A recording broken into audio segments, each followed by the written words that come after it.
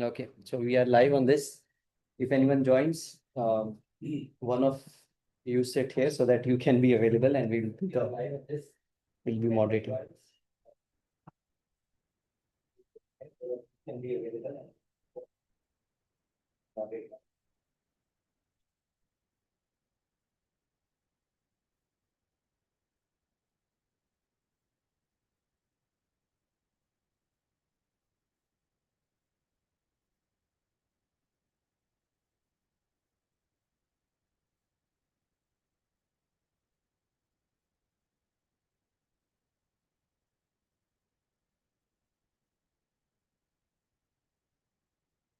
Good.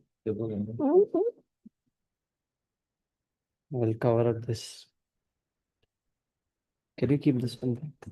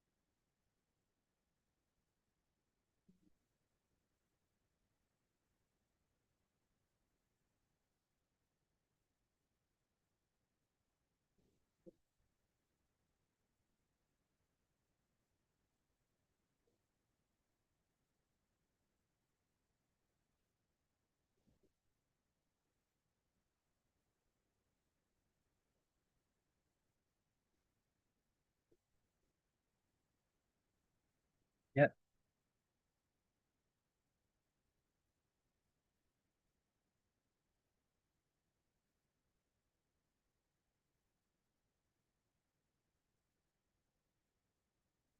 So I'll introduce you my team again. We have Sanyam and we have Becca, you met last time. We have Wim and we also have our videographer and photographer for today so that we can capture this movie. So we you already know from past 2 years. And so the idea of doing this kind of meetup is that we introduce artists, new artists to the suppliers who are available. Also, the suppliers get to meet the artist personally, and that's what one thing which we will be able to create a nice bond between human to human interaction than just calling on the phone, hey, send me 10 boxes or send me 2 boxes. So the idea is to meet up physically. If we can also introduce other artists across the Bangalore, depending on traffic, if they come or not. If they are able to reach them best, then we will be able to have more people who are coming up with us in general. So the whole idea of these meetups is that we create one idea between suppliers, artists, and tattoo enthusiasts or art enthusiasts. Yes.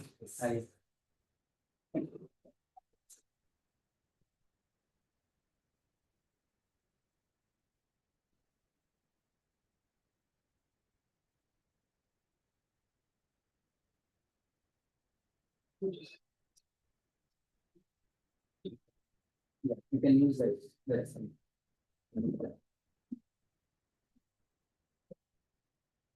we have series of like I'll continue with one recipe. So we have series of agenda for today. It will be like very light, not like deep into deep. It's not a deep dive session. The whole point is that if we learn something in our business in past couple of years, if you are not using that system yet, then how? யாரையுமே நிம்மதியா இருக்க மாட்டாங்க மாட்டாங்க. ஆ? யாரையுமே நிம்மதியா இருக்க மாட்டாங்க. Participate.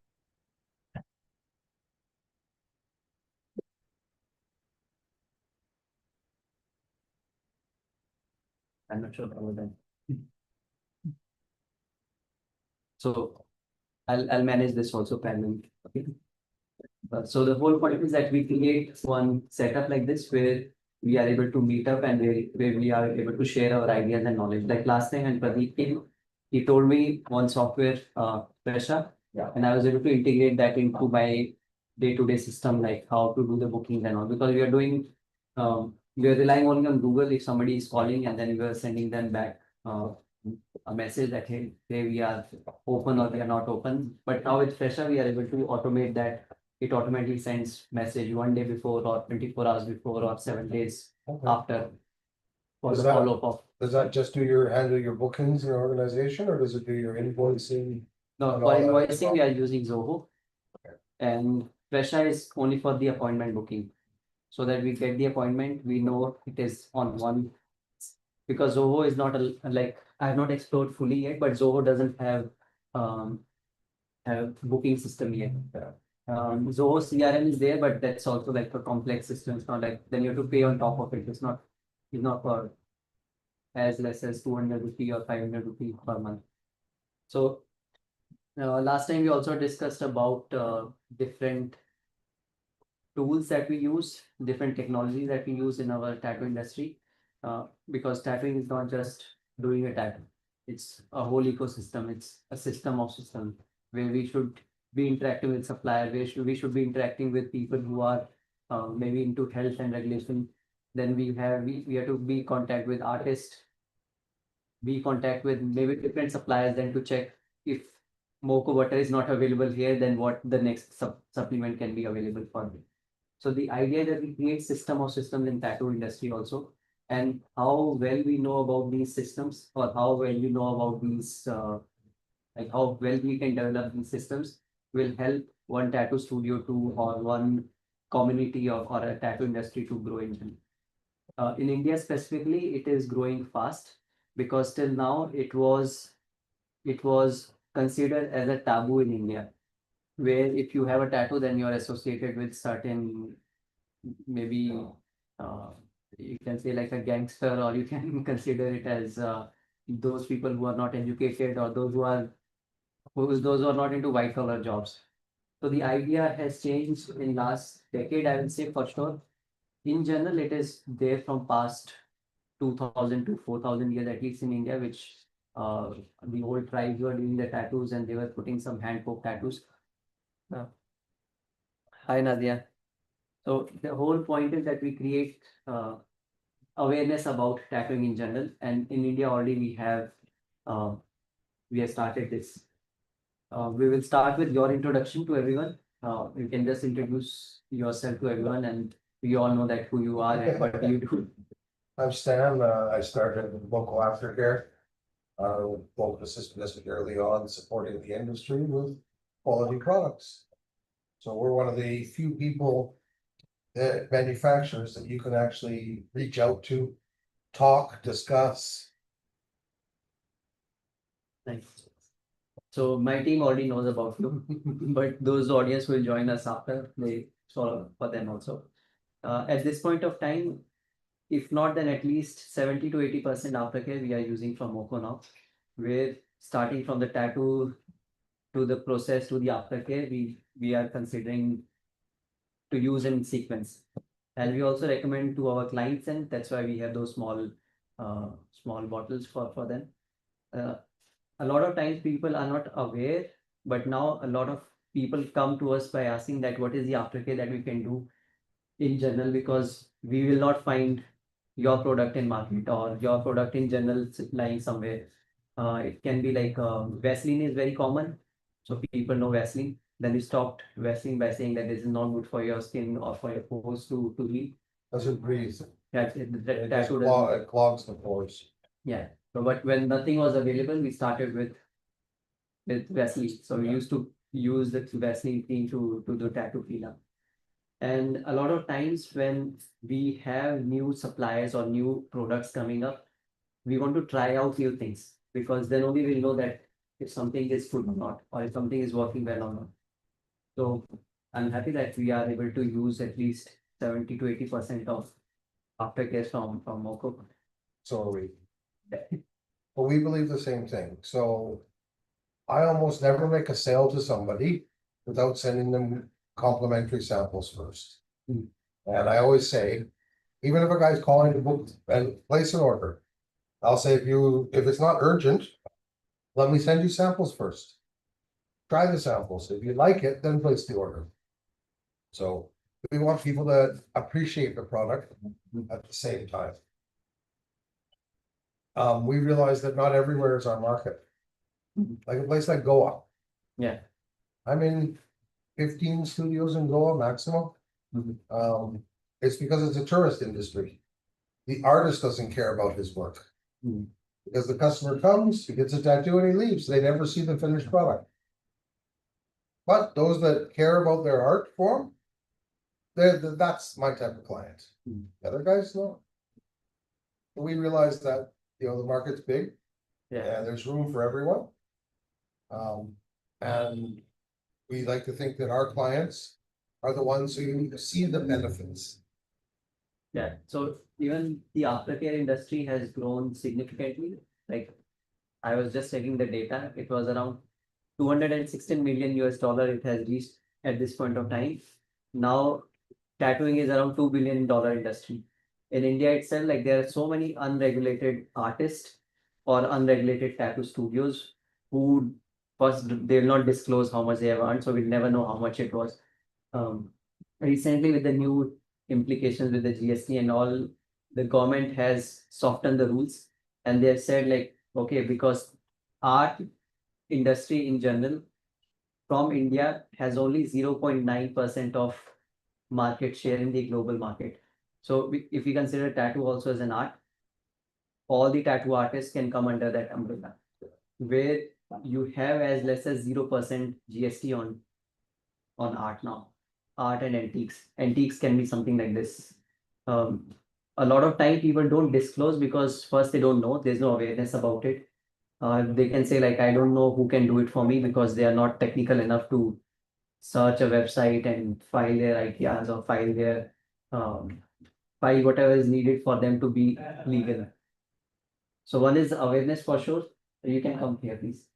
And please introduce so that everyone knows who you are and what you do. Actually, my name is Vinay. I'm representative for the Galaxy Case Status. Maybe go a little bit back because we don't see, because we can see you.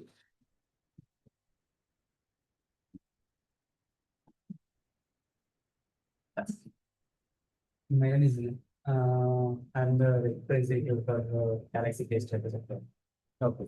We have a big branch in Fort Mandra, 7 Black, and we are doing this one from past 5 years in Mysore. Recently, we have opened here. Okay, so you are in Bangalore recently? Yeah, from past 6 months. 6 months, okay. Are you in touch with Karthik from Current. Karan? Flantiering. Yeah, We are the official distributor for south side for the Flantiering okay, and for the quantum okay. rings also. Have you met Stan before? Yeah, I know. We met I in was Mysore. Yeah, I'm also an artist from past 10 years. So I know So what kind of art you are practicing or? like realism. Black and gray. Completely. So you're working as a freelancer or you are working in a studio or? I'm working with my teacher, right? He's my Kumar Shikar is the owner of and founder of the Galaxy Quest Service. Okay. And I'm working with So the tattoo studio became a tattoo supplier also, is that? Yes, it will be better if the artist sells some tattoo products also, better for the items also. Okay. We also So tried in that's between. We also tried to make with my friend who was a scientist to create some aftercare, but then again, it's another department which has to be handled or which has to be taken care of. So that's why I kept the department for him. Let him research, let him grow, and we will just take that.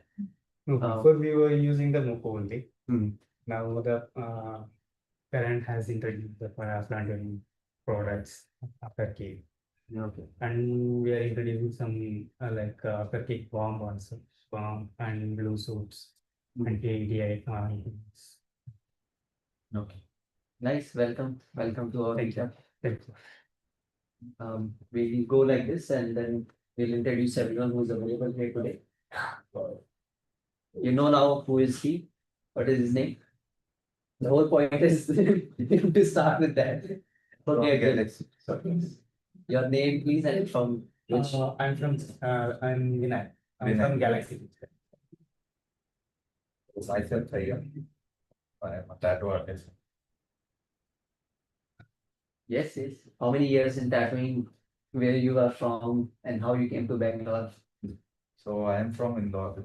My journey starts with, like, my friend introduced me to tattooing. I start doing tattoo. And I get now I'm in Bangalore. So I have 6 years of experience tattooing. As you Okay, thank you. So we are still a little shy today, but we all are friends there. Yeah. Okay. So hi, everyone. My name is Rebecca. Rebecca. And please, if you can be a little louder so that Oh, hi, everyone. can know that. So I'm Rebecca. I was formerly a medical laboratory technologist. I have to mention that because today I'm very excited to talk about some health concerns and safety in the tattoo industry. So I did 4 years of lab and I have pretty much learned about every other thing that you do in terms of sterilization. Hygiene, that I've done it in a different setting, much more wider. So in the last 4 years, I've been into tattooing. And I've been piercing for the last 1.5 years. I also teach art and origami to kids part-time in Dimensions itself. And it's basically what I'm trying to do. I also design tattoos. So you can check out my work.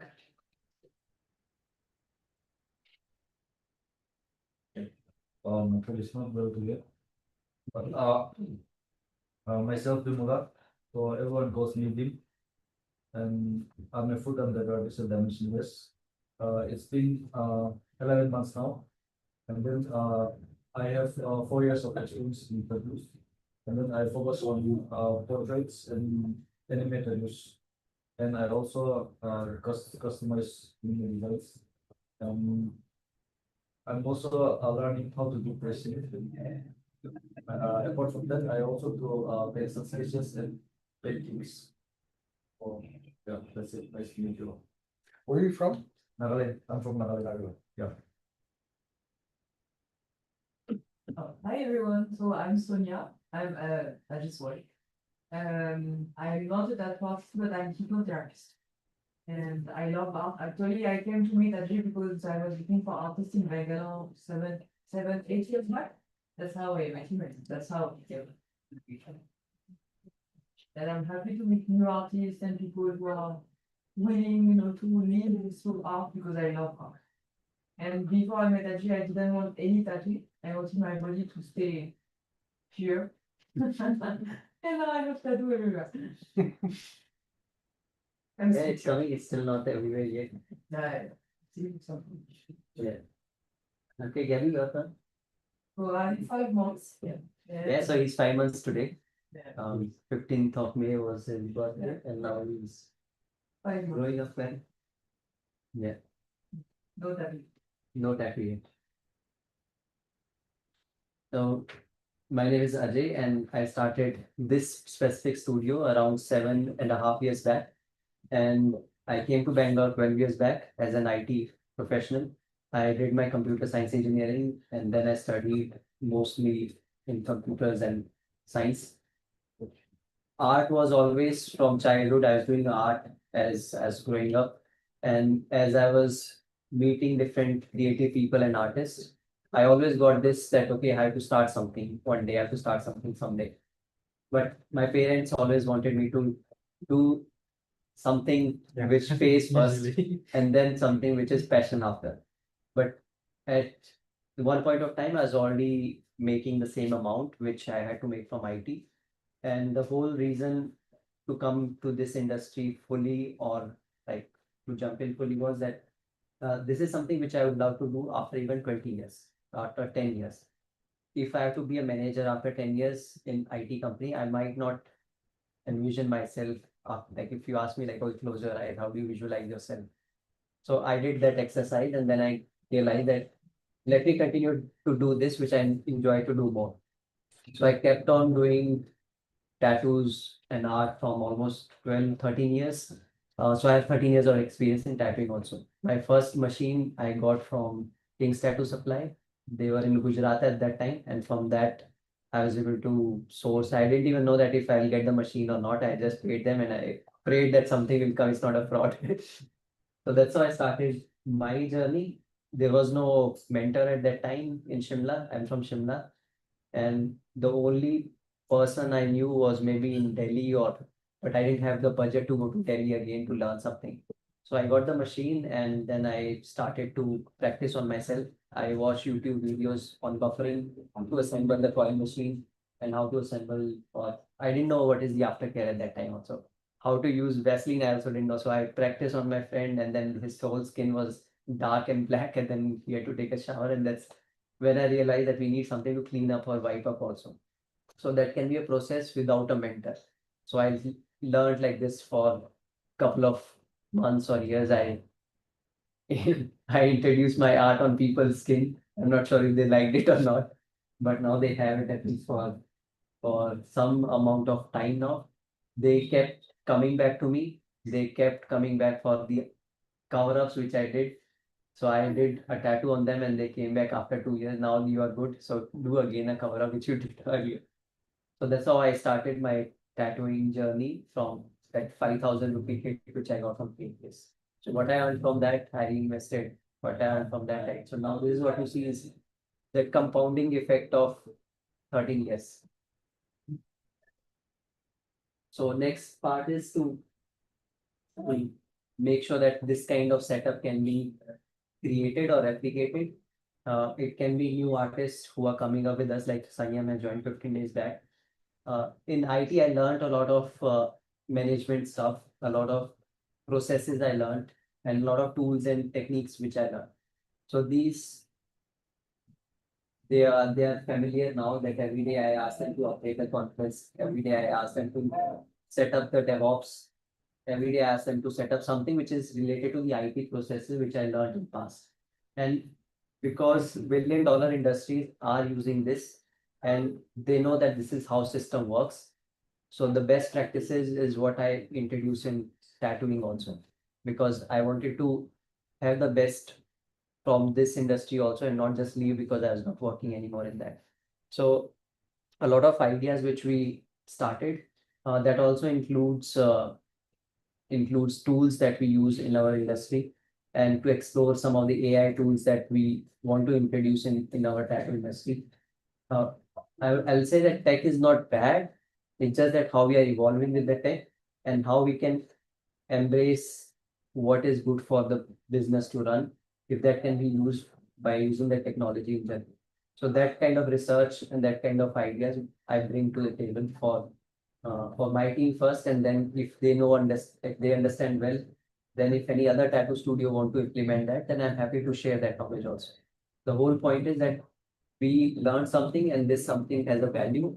And if you also have something valuable which you learned in past 10 years, which we might not be even aware of, then we can discuss that also and we can share that knowledge also. At this point of time, we don't charge anything for that. We are not charging for you to come. Is the value which we are creating common. If something good that you can take back after 2 hours, 3 hours of this meeting, we'll be happy to have that from your side. So we have certain agenda for the next couple of, you check. We have certain agenda for next couple of hours, I can say. If there are more people joining in, we will include them in our agenda. Feel free to ask questions, feel free to throw your stories which you want to discuss with us, and that will be something which you will be able to share, because we will not know your story. So this will be part of your story and our story combined together. And do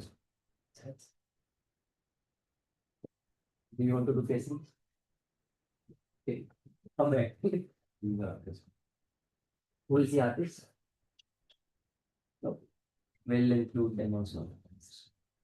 So yeah, so that's the whole point for today's topic. We wanted to keep it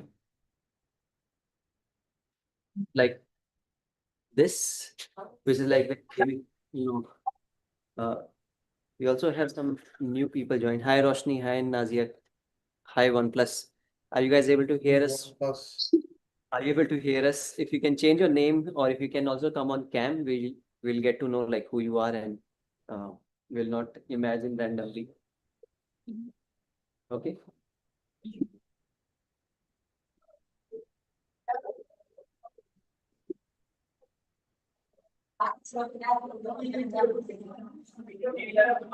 And whenever you finish to talk, you can mute yourself and you don't get background noise. That will be something which you can help us out with.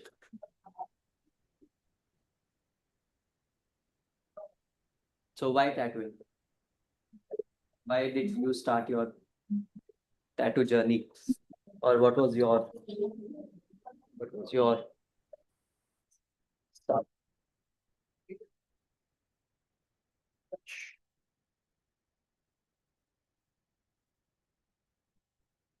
Yeah, we can start with you. How Actually, I'm from basically a small village. Mhm. Actually, still it's a village only. That time there was no artist like there's no knowledge about tattooing or everything about I think I learned 2014 I think. In 2014 when I was working as a engineer in Toyota. I went to get a tattoo in Mysore. One guy made one small tattoo and collapsed everything. So I decided basically I'm from like art background. I was doing small drawings and so things. I a little bit interested in a tattoo also. That time in my village side there was no artist or anything. If I wanna get a tattoo, I need to go for a Mysore or Bangalore. Like that. My village is nearby with Maya. So I decided to go get a tattoo in Mysore, but once I collapsed my tattoo, and I that time I decided to I want to become an artist. So I want to become an artist, and I have to introduce these fashions into my village. So I met Kumar Shankar, who is the owner of Galaxy Hairstyles, okay? And he's also artist from past 17 years. So I took a training from him. He trained a lot of students also. He's a good artist also. So I took around 6 months training from him. I'm doing it from past 10 years. Nice. Yeah. Stan, what is your story? I'm not an artist, so. How did you come into supplying? So I've been getting tattoos for probably first one was 35 plus years ago. I was done with tattoos in 2007, 2010-ish. I was done getting tattoos. When about 4 years ago, my son went and got his first tattoo because he was 18. Of course, COVID was there, so he had to wait an extra 6 months.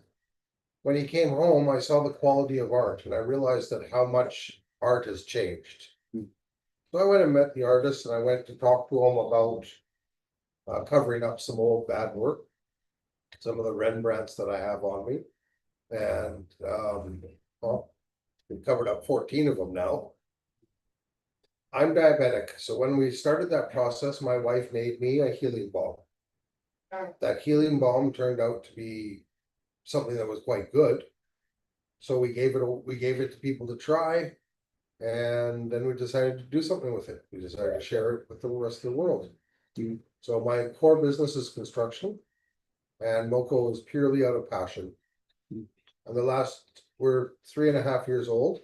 The last 2 years, I haven't done anything in construction. I've just been working on this.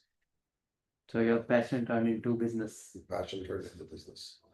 We have 10 products in the tattoo side and 5 or 6 products that we got for other cosmetic industry, whether it's men's or women's or but we'll be launching into that before the end of the year.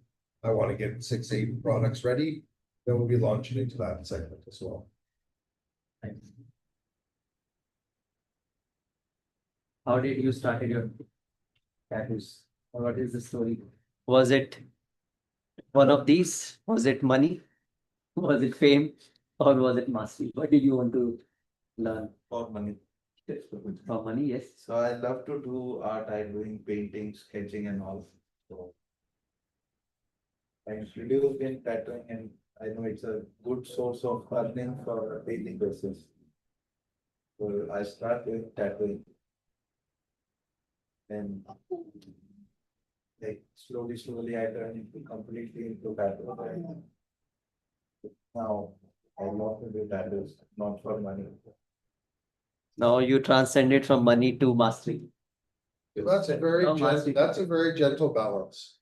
I mean, I've done many things in life. Core construction's always been my core, which has been giving me the ability to afford to do other things. I'm a dive instructor as well. I've taught over 1,500 students. Hmm. I learned to hate diving because every time you're out, it was a responsibility. You never got to turn off. Once you go from a recreational to a professional, Hmm. your level of responsibility, everything changes. Yeah. So then luckily I was back in the Maldives building a resort. And I did about 500 dives for fun again, and I learned to love it again. Hmm. But so just moral of the story is, as an artist, be careful of burnout. Because burnout, when you're doing it as a living, you'll feel that you have to keep doing it because you have to keep paying the bills, you have to keep putting food on the table. And that's what creates artist burnout, and that's for any industry, but I realized mine in a very short time in the dive industry. Yeah, yeah. So Maybe that's why you have this type tattoo also. This that is type. my dive arm, yes. Nice. Becca, how about you? None of this in the beginning, but I started for my sister, to be honest. It's an idea for my sister who's tattoos, and she has more tattoos than I do. So when I started off, I didn't really like tattooing, although I like art. Like even as a kid, I've done a lot of calligraphy work, and I do these tiny, intricate line work and fillings, and I've always. என்ன வாயில என்ன இந்த பக்கம் வீங்கி இருக்கு. But then later, so it sort of put in my head during the pandemic when a lot of people were trying very different things, and I was like stuck in my lab life and I didn't want to do that anymore. So I just started doing it at home when we were all locked down, right? So then my sister was like, start tattooing and you can just give me free art. So for my sister, it was probably money because she didn't want to go spend on getting tattoos. So she was like, learn a course and then start doing some tattoos. It will be a skill that you can just do on the side. That is how it started for me. I didn't really think about money at all. I wanted to do something I really like. So I sort of, even now, partially stick to my style of tattooing. If not, I would have just done all sorts of tattooing. I stick to my style of just flow and line work and abstract work. I really like doing my own designs and putting it on me. So for me, that really makes sense to me. And now definitely mastery. It has evolved into that later. And the fame, let it come into mastery. We'll keep doing it. Vim, what's your why tattooing? Was it your calling for this art? Was it money? Yeah, it was also for money because in art industry that is like the most you can say like yeah. Especially in India, like in paintings and all, it's not that much. So like in the place where I grew up, like there is like forbidden something like that. Like Ajay said, when you get a tattoo, like people will think like especially aunties and all, they also like do you take drugs or like are you something like that? Like bad people, like bad image, you don't get good image out of that. So my parents will not agree with me because I wanted to become a tattoo artist. But my brother supported me, like, and then he said like it's a new generation. You should like focus on what you like and then just pursue what you like. So my brother suggested me to do tattoo training. And then I did tattoo training from Manipur, from Share Studio.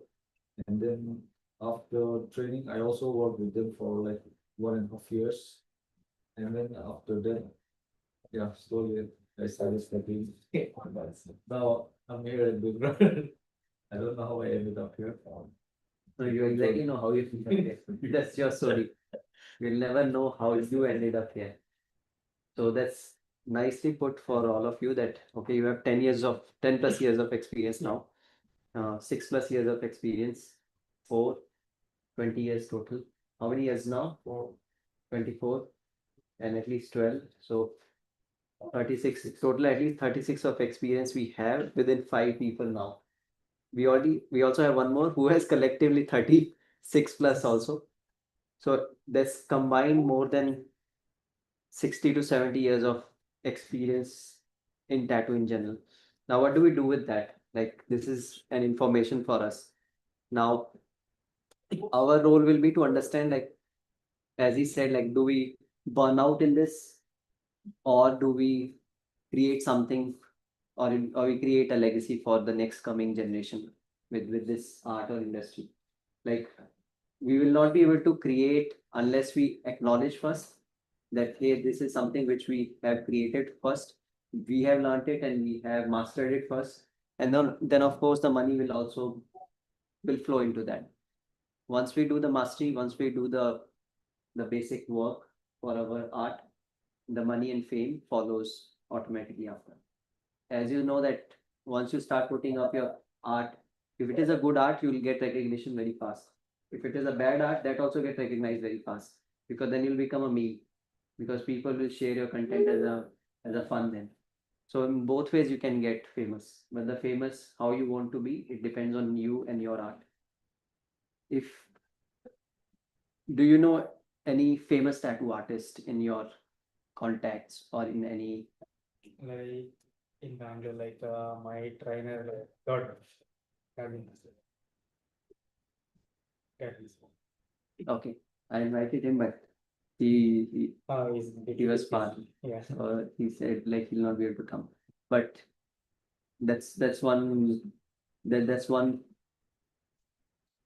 artist. Any international artists you are aware?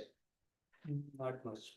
I completely came into business, so I couldn't make it very like passionate. Do you follow any on Instagram who are famous artists? Yeah, I follow that.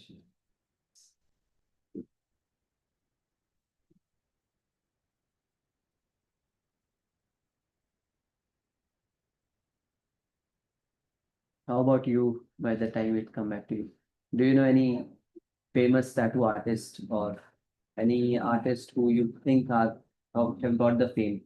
And Mhm. What do you like of Daniel Silva's art? The shading. Mhm. Design. How about you, Becca? Guys, don't search your favorite tattoo artist. They should be they should be on your mind already. Yeah, I like his work, but they You're was asking favorite artist? Favorite artist and somebody they know that they have already got fame from tattoos. Not someone they know and they should also know you personally, or they should also know. personally, I know only Godwin sir, and internationally. I'll come to you for this question again. In your past, like we were calculating, we have collective, including you, if it is 35+ years of experience in tattoos, we are collectively 70 years of experience artists now, with 70 years of collective knowledge we have. Now, from that knowledge, who you met in past, who you think is the master in this, or you can say like he is the one who was able to achieve in that mastery level. There are too many to choose from and too many different styles. And for me personally, I could never put a single name You down can take 10. because it's also biased, and as a supplier, manufacturer, we stay neutral in under many topics. Unfortunately, I'm in an industry where I don't have to like the guy's art. Yeah. And to be my customer. Let me just give you a little example. I was just in Shillong last week, a week before. And before I left, I did some research. Since I'm going up there, I wasn't going up for Moco, but I thought, let me visit some studios. The first 5 studios I visited, and I did some communication One guy that I was chatting with, wasn't there in Shillong, he gave me the list of the top 2 artists in Shillong. I went and visited both their studios. I would rather get tattooed in a public toilet. I walked in, the smell was so bad. I walked in, nodded my head and walked out. And the reason is now I am a strong believer that every artist deserves a chance to try my product for free. And I'll give it to everyone. And I never judge a book by the cover. I'm in a studio under a set of stairs where the artist can't stand up because the landing is there. And he sits on the floor and does it. And I'm happy to supply him because he's clean, sanitary. His work is, I would say, upper average, verging on good. But I walked out of these places purely because, first of all, they won't appreciate it. If they can't keep their own environment clean and sanitary, they'll have no appreciation for my product. Second, people are bound to walk out of there with infections. And the last thing I want is my product being put as a possibility for infection. I mean, I've done it very rarely, because as I say, I never judge a book by the cover. When I walked into this studio that was under the stairs, I thought, how will this guy ever be my customer? It's been 3 years now. He buys every second to third month and 3,000 to 5,000 rupees worth of stuff. So he does more business than some regular studios that just aren't bringing in the clients or are not promoting the product, or it's only there because whatever their reason is. Yeah. I have other studios that every single customer that they put derm on every canvas's tattoo. They still give a butter with everyone because after the derm's removed, it still takes another 25 to 35 days for the skin to heal. Yeah. So, but when it comes down to who's the best and all that, I'll never put a name to it just because that's one of the categories I stay neutral in. Maybe we can ask, what do you look out for when you reach out to your potential clients? Or when, as you said, like first is the hygiene part of it. You definitely need to have a basic to better hygiene for a tattoo setup. You cannot. So of course, the first, because the easiest to look at is what art they're doing. And that also gives you some indication, but doesn't mean it's right. I've looked up these guys in Shillong's work and their art was fine, but their environment was terrible. So when I'm going through a guy's profile, I also try to see pictures of the studio to see what the studio looks like. Here's an example. If I'm watching reels and the guy's doing a band tattoo and the stand is not protected, I don't waste my time contacting him because he has never got the basics of hygiene. He doesn't realize that when he turns his arm over, he's got an open wound sitting on on an exposed surface. So I have my own little tricks that I do. But everyone I say, bro, love your work. Because art is the beauty is in the eye of the beholder. Art is beauty. And true that, and in that some people are able to achieve the ladder and they are able to showcase to many people about their art. As I said, like you can be famous in both sides. You can become someone who is a matter of me, and you can also be a matter of inspiration from the same. And even when it comes down to years, personally, I won't get tattooed by anyone with less than 10 years experience. And I have my own reasons, because first 2 years, they can be the best artists in the world, but they won't see their own mistakes until 2 years has gone by and they start noticing their own mistakes.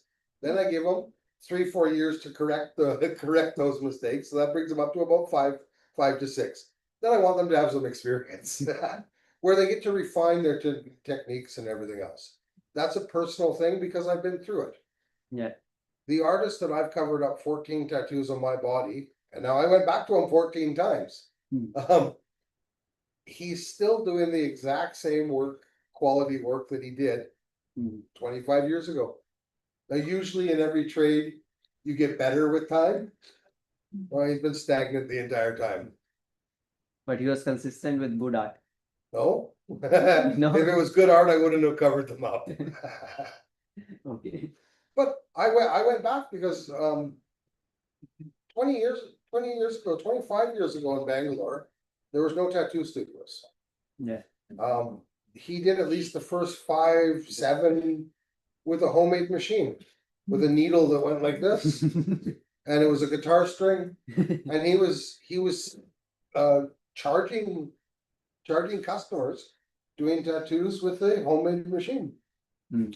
It was busy because there was no other option. People still want what they want.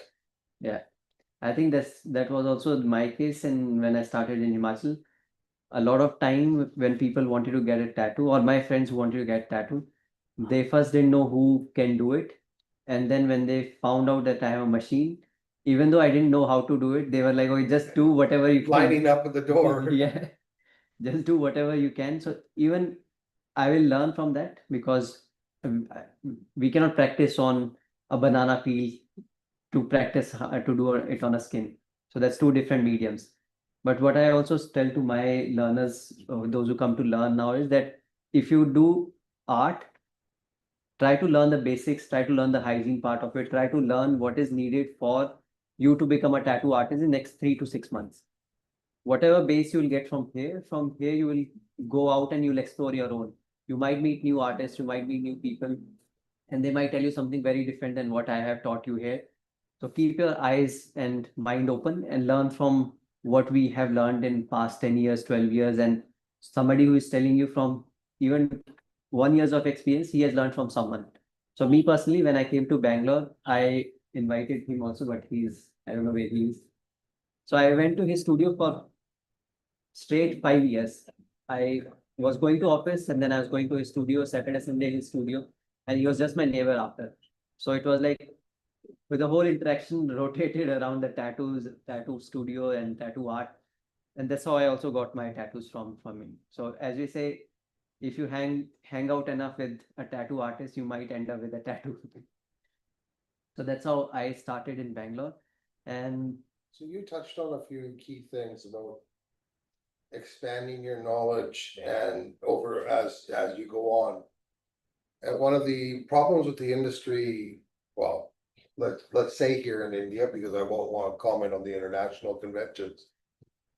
Convention was supposed to be a place of shared learning, where you can perform your art in public along with fellow artists, and you can share ideas and you can learn. India has become all about the competition. They want to win the prize. They want to pin that to their Instagram page saying award-winning artist. It's kind of lost it. But what's also picking up big time in India, you guys did one in Hyderabad a couple months ago, was workshops. So you know that I blew my engine on my way there, right? I've just got it back basically, and I've only put 200 kilometers on since then. We're on our way to the workshop, just unofficially, just to visit everyone, because half of the people performing it were my customers. And blew the engine, so we never made it. But I had loaded up a whole bunch of product to give away for free and everything else. Anyways, it all went to Calcutta Tattoo Convention. So I sponsored 12 artists before they went, because I already had all that product to give. yeah, I think they had some good But- karma. People that today that sign up for workshops, I have more respect for than the guys signing up for the convention. This convention has just become a business from the operator, and the art that's being done. A lot of the artists are practicing that same tattoo 7 or 8 times before the convention. Yeah, like if you see in India, we learned competition because our parents told us to compete, because we were the generation who who just came out of, for example, we are not struggling for food and basic shelter. Now the next thing was, okay, you do whatever you want to do, but you have to study also. You do whatever you want to do, but you have to get 90% also. Should be a topper. Yeah. If not topper, then at least be 70 plus 70, 80, 90. So these was kind of condition which were ingrained in this civilization, not civilization, but in this era of India. So that's why you'll see a lot of conventions or lot of tattoo artists competing because that's ingrained in their mind to do that. Yeah. Now, if we, for example, become parents and we give birth to the next generation who become tattoo artists, we might not give them the same value that, okay, first you learn, first you go to your school and first you go to your, do your 90% or 100% and then you do this because that's totally irrelevant with the art and with what you are learning. So maybe the next type of competitions or next type of gatherings which will evolve might not involve maybe the competition aspect of it, but there will be more of the sharing aspect of it. Like, hey, I love your tattoo of dive. What was the idea behind it? What was the inspiration behind it? What was your thought process before you wanted to get this on your skin? Because now this is for life. Now, that story might inspire the audience, and that tattoo who did might also, if he was available for us to show for the next 2 hours, along with the tattoo meetup happening, that I feel that can be the next evolvement of the gatherings. This specific one is just the start of it, where we are just talking. We might not be able to show you the demo at this point of time, but it can be also one, the next part, that we have a tattoo appointment and we don't want to say no to the tattoo appointment because it's a walk-in. And we might set up something so that people can see the process, people can see what is happening. Yeah. So that brings more awareness about the tattoo industry in general.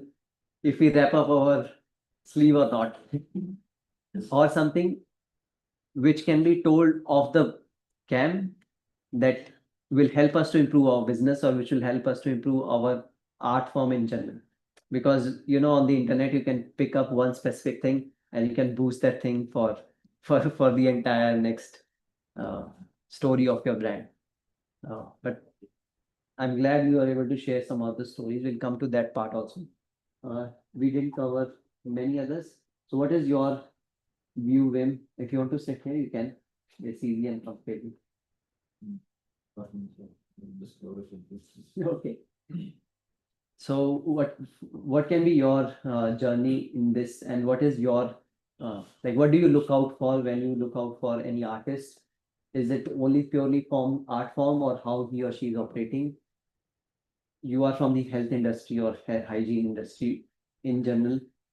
What can you talk about for this kind of knowledge sharing? Well, definitely I'll look at the hygiene part of it. I will research about the studio if I have to go somewhere, definitely. And I will talk to the artists and see how much they know about the art. Bunch of questions on the art style, how much they know about Africa. I will definitely think about all of this now. Before I didn't know this, I would have probably just gone to some tiny dingy tattoo studio. I have actually gone to a few with my sister. Did not know about the health part of it. I just thought it's something you just scratch your skin and do it. Never thought that needles were going into your skin. But now I'm definitely being much more scrutinizing in terms of looking at how they handle their machine and how they're set up. I would see all of this. Even if I were to recommend someone else, if they can't come to my studio, if I have to recommend for some friends, I'll do my research on all of this personally and look at their portfolio, see how their tattoos are healed. I would definitely look for an artist who posts their healed pictures. This is something most people don't know, including the experienced artists. I don't know because they also know that it's very unrealistic to see your tattoos look like a new tattoo. So even if they're experienced or if there's a newbie, I have huge respect for somebody who's posting their healed tattoos. I have some young artists that are absolutely brilliant in this city. And now they've opened up training academies. The unfortunate thing is their tattoo after 2 years looks terrible, absolutely terrible. To me, and again, I'm not the artist, so they have not yet learned how to punch the ink properly, a simple basic. But when you go through a tattoo school, whether it's a 30-day, 60-day, 90-day, 120-day course, you're graduating from that when it's done anyway. It's because that you have paid for that. So you deserve your certificate because you paid for a certificate. It doesn't mean that you came out with the knowledge that you were supposed to. This is the big controversy between tattoo schools and apprenticeships, Yeah, because in apprenticeship you have to be with the mentor for 1, 2, 5, or even sometimes you be with them for more than 10 years. And when you come for learning, because for example, if somebody comes, they have to for sure pay for the learning part. But that also restricts them to learn the entire thing or the entire, maybe we could have tell them better if they were apprentice, but now because they're not apprentice, they also have their own setup to do or their own schedule to do. But at least before they go out and market and do some random thing, at least take some knowledge and then you go. Even if you spend some amount of it on your knowledge, But It now, watching the tattoo industry qualifies you to be an instructor. Whereas other industries, you become a university professor, you have a degree to follow it. You want to even be a dive instructor, you have to do a course and qualify to it. Drive instructor, you have to qualify for it. But tattoo industry, there's zero qualification to become an instructor. Yeah. Buy yourself a machine, get yourself a customer. I can call myself an instructor, you know, yeah. and I that's probably why- know more than some people that are teaching. I am not an artist. I have a hard time writing my name properly. I think that's a, if I can, I think that's a good point. It would not be specifically about teaching to do art. It'd be more about making sure that you know the rules of safety, of hygiene and all of that. And like having an exam or passing an exam, certifying that you are aware about all those rules. And technically, okay, you will teach people, but it's more about hygiene and rules and protocol about all of that, more than just the art. That, I'm sure now, over time, there's gotta be rules being put into the industry in India. They've already started to talk about it this year, about inks causing cancer and things like that. And hopefully they don't try to reinvent the wheel of making up their own. Take another country that already has some guidelines and adapt it to your scenario. Because yeah, it's it will, all it takes is for too many people to get infections, people to die or whatever, get AIDS or something like that. Then everyone in the industry is under scrutiny. Yeah, this also says a lot about how the government views tattoos as a whole. They don't really care about the health risk that goes with it, as much as they should be, like equivalent to a clinic that gives you a blood test. I think they'll have to sort of surveillance the entire thing. So that So, they don't. It was You have to wait for the government. We don't have to. It was very- Actually, artists won't do it, but then there are so many unethical artists out there doing it on the streets, but nobody monitors that. It was very funny because I always look at when the government BBMP or something, what is their motivation behind it? So when they did this inks cause cancer and they started threatening they're gonna raid and shut down tattoo parlors. The very next week, they started stopping high-end cars with out of station plates. Because that they realized that there wasn't enough money in the tattoo industry to pursue it. So let's find something new. There's big money there. And it's hilarious because to date, not a single case of cancer has been proven due to a tattoo. But again, even yesterday, I think I saw something where it said you're 24% more likely to get. I don't You think know- that's true. I've done my research on this as well, and there are so many new research that has come up saying that there's more cancerous chemicals in the fruits and food that we eat right now, The chemicals that they put in our Let's face vegetables. it, ink is carbon based. Carbon is a filter for your body, basically. You'll turn back into carbon yourself when you're dead. So that's interesting to know because in India it's not regulated yet. In general, there can be some guidelines, but it doesn't cover up everything. For example, tattoo inks are not in cosmetics range yet, which at least the Karnataka government is trying to get so that it comes under the cosmetics range and then they can tell, okay, this much you should have carbon in that or this much water content you should have inside that. Until that happens, it's always like crypto, it cannot be controlled, it will always happen. You cannot ban it, but you can always have it with something else. Now our job will be to understand these aspects of by being together or by making each other aware of it. And that brings us to the next part of the meeting. Okay, so team you already know because they're already there. So He gets AJ calls, but didn't write. the why you joined for today, or those who are online, why did you join? Because we sent you a message to join, or what was your motivation For the connection and learning.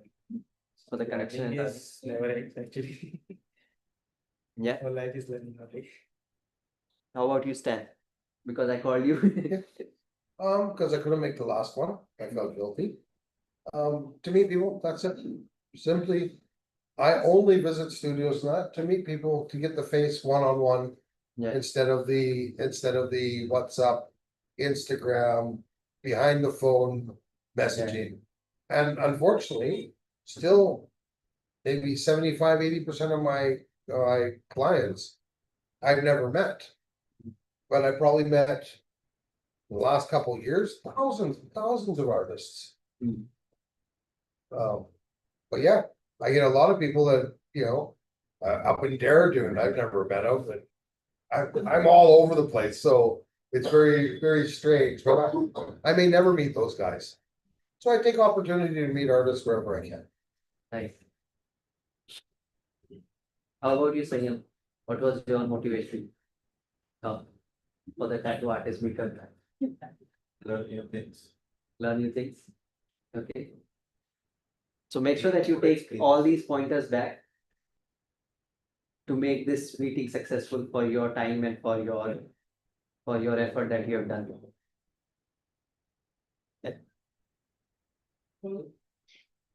I'm part of the organization team, so yeah, No, one thing is learning, teaching people what they already know, and also teaching people what they've forgotten in the duration of being in the field. So, yeah, mostly I'm excited to talk about what I'm waiting for you Yeah, too, yeah, you the got help paper, that's- you got notes. I have notes written.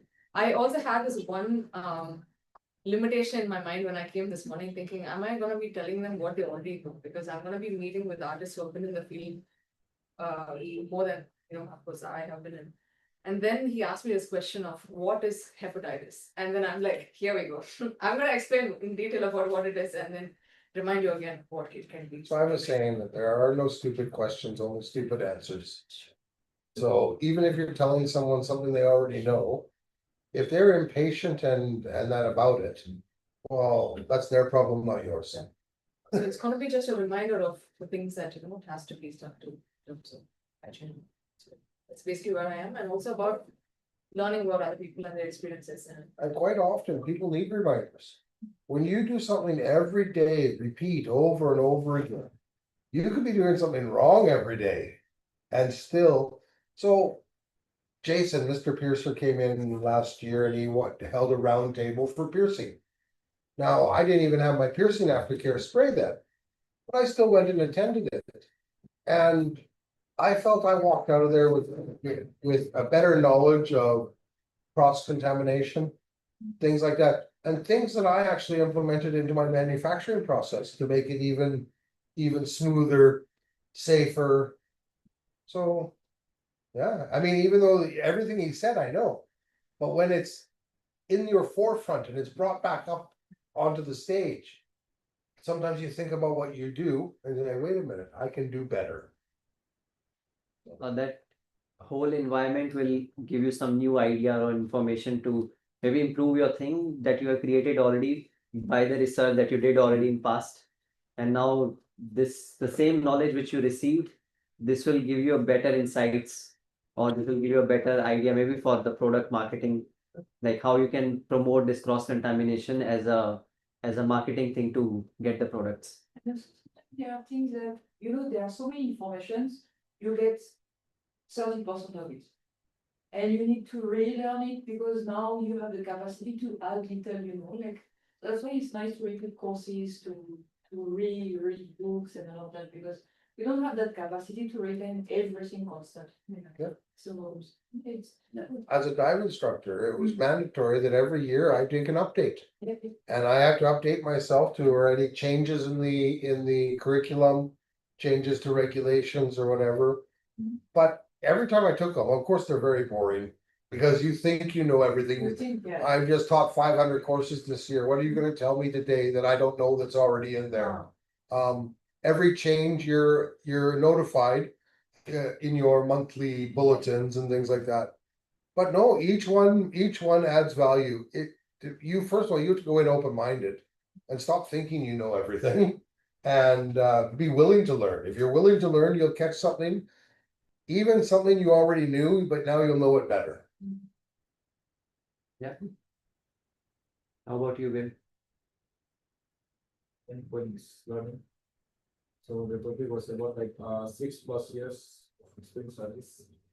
So when I got up, that was my like head to learn new things from experience artists. Yeah. That was a bit connection. Yeah, so as I said, like make sure that you take back that information and knowledge for what you came for. If you came for learning, ask relevant questions because each one have their own experience. Ask something which you always want to ask, but now you never could ask because they were on WhatsApp or they were on phone. And you'll not ask everything every time. You'll just say like, okay, hey, I want this, these many boxes. Can you send me? And then the conversation is done. So we can have that kind of interaction in this. Even for the audience who are on or are on Zoom, they can ask questions. You can unmute yourself. If you have a specific question, specifically the learners who have joined. If you would like to ask something which you always want to ask, or we always remind you that this information is already available. You will retain that information better when you ask that.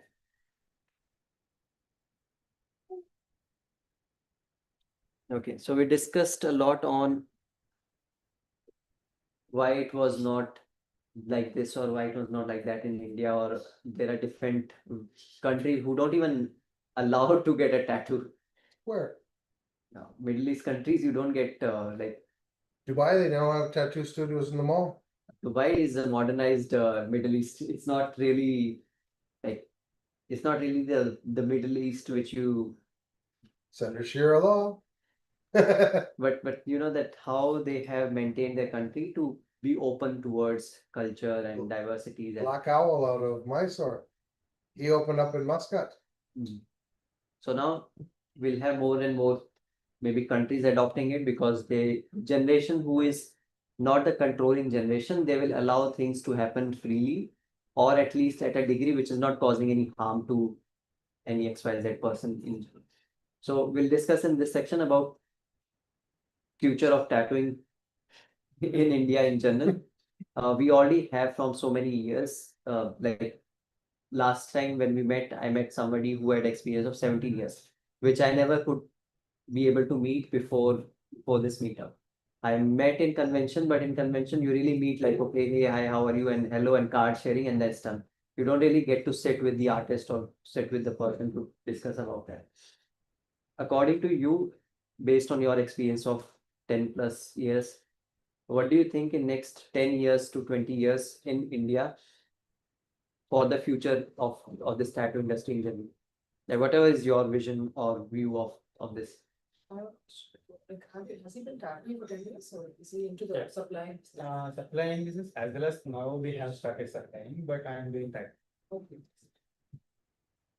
Actually, what nowadays tattoo become a business, not become a fashion or art or anything. I see the tattoo whole through my life. I like my passion is like not a business not as a business. I took it as a passion or my hobby or my profession. That's it. Not for the business. For the suppliers and all, I took it as a business. That's it. As an artist, I know for the who are doing tattoo, like for the artist, which one is better. So we started the business for this one. To future, I think it may be a business, not an art. Okay. In India. Maybe my thought is like that. It's probably It's already there. 70% already there. Already. Yeah. But knowingly that business is not bad, that's what pays the bills. And that's what pays us to buy the new machines, and that's what pays us to buy the new But inks. that's okay, but nowadays what happens, no, they will not knowing the basics also, or they don't have any knowledge also, they will take the machines and they will do the tattoos and they will like, I think there's a difference between a tattooist and a tattoo artist. Yeah. And a commercial studio versus a private studio. What do you consider this a private studio? You More like commercial along, so it's like in balance at this point of time. It's not like fully we focus only on making money, but it's also about the art. No, commercial does not mean that everyone needs to make money. If you don't make money, you're not there tomorrow to service your clients. So maybe for everyone's knowledge, what can be a commercial? Commercial is. Let me start with Pune. Savvy's, okay? I'm trying to stay away from Bangalore ones. I don't want to insult anyone again. This is where I need to tread lightly. Skin Deep. Skin Deep is a commercial studio. It's run by businessmen. It's not run by artists. Artists don't have a say in what they do. So it is well, it's a commercial studio. Private studio, I consider where you need to make an appointment to come in, where people will sit with you and do a consultation, where the artist will sit with you and do a consultation. Not a receptionist who will get the design from the internet and then just give it to an artist because he's free. It has to be under the artist's specialties, under what he likes to do, realism, black and gray, whatever it is. You can't give a nice color piece to a guy who's a black and gray artist unless he has that experience, right? So yeah, there's a big difference between a commercial studio and a private studio. Private studios where the concerned canvas goes to get the artwork that he wants on his body. The commercial one is where you go to get a tattoo because you need a pizza make. You don't know what you want? Great. There's a market for everyone. I'm not saying that one is better than the other. I'm not criticizing, but different concepts. That's more like modus operandi, like how they are operating. Talking about this specific place, we do have people who do bookings because they know that we are doing from long, and they also come by walk-ins because they will search for who is the artist, or they will make many calls to different people and they'll compare like who is giving the best price or who is giving the, so that aspect I think will always be there. We need to understand like at what point it makes sense not to exploit the same art form. So can I ask you, Yes. a customer walks in here and they want something that is not especially of any of your artists. Do you still attend to them? Or do you send them where the artist specializes in their style of art? If there's a specialized one, we definitely will recommend the specialist one. If they also not know, then we try to make them aware of what is happening or what exactly they can get the best. Sometimes they stick to the Pinterest design, but then we also help them to understand we can't do everything what you see on the internet. We have to modify the content or we have to modify certain aspects because after 2 years your tattoo will blot. So After I want the artist that is worried about what it looks like in 2 years, not when you leave the studio. My artist, I watched him say no to 50, 100 different tattoo designs that now. Out of that, half those customers respected it and modified their concept to fit what works. Yeah. The other half turned around, walked away. And he's quite happy. Go away. I'm not gonna do something that 2 years from now you show and said he did this. Yeah. And that is more detrimental to his future business by having a bad tattoo. Fine line, there's another big topic for the new generation is all about fine line tattoos. Well, how do fine line tattoos hold? How about color tattoos with no outline? How they fade and blend away into the skin. So even India's most prominent tattoo academy the owner has, if you type it up, it'll be one of the top 6 worst tattoos when you type up worst heel tattoos, one of his will show up. Everyone has a learning curve and everyone makes mistakes, well, doctors make mistakes, lawyers make mistakes, so every industry people make mistakes. But it's people that learn from their own that, continue to progress, do better and better. Yeah.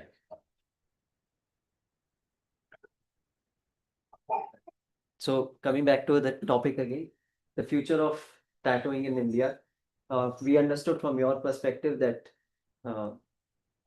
it's becoming more of a commercialized than the art form. What will be your take on?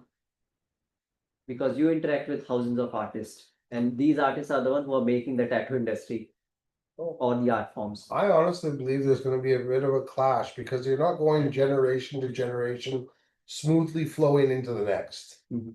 Right now, you have a younger generation of artists and you have an older generation that'll be moving out. Mhm.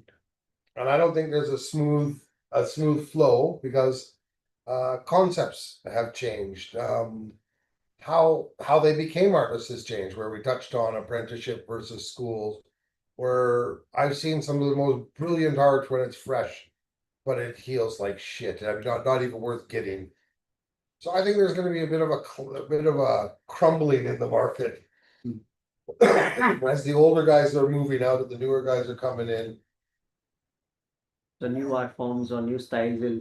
A bit of a clash, Hmm. bit of confusion, and if the government is helping set up regulations to regulate the industry, if they're left to do it on their own, then there's trouble. I think all you guys should be ahead of the game and you guys should start having regulations. And actually, this should be spearheaded from the tattoo suppliers. Because the first people are going to get hit the biggest are the tattoo suppliers. As soon as regulations come in, they're the ones who are going to be stuck with inventory that may or may not be able to be sold in the industry. You guys should start setting up standards so that when the government comes in, you're prepared to challenge them. Yeah. Can be as simple as what ink you are supplying or what batch it is. Forget that. What is the testing process for that? Hmm. So the Indian government will come up and say, you need to have tested inks that certify it. Okay, what are the parameters? So, because they won't have gone that deep into what works and what doesn't work. They just want. And on whom it will be tested, or what are those 100 testers who have tested that, and for what duration it is tested. Maybe all these questions will come, and before that we need to be prepared with all these. So that's why we need to keep on first making sure that whatever is available on the internet, we understand that and make as a standard first, because information is everywhere. 10 people will tell 10 different things, but from those 10 different things, how do we set up as a standard that every time when you do a tattoo, you have to wear a glove, as simple as that. So that can become a standard. You will not do a tattoo without gloves. Or you not do a tattoo by changing the cups. You not use the same cup for the next month. So that can be a standard. Now, many people might have tried their own new things without this standard also, but you cannot track them back, because once they are gone, it cannot be tracked to one place unless there's a regulation also for the place which is physically available and which can be monitored anytime, or which can be. I watched a thing on yesterday on inks that are misrepresentation of their ingredients.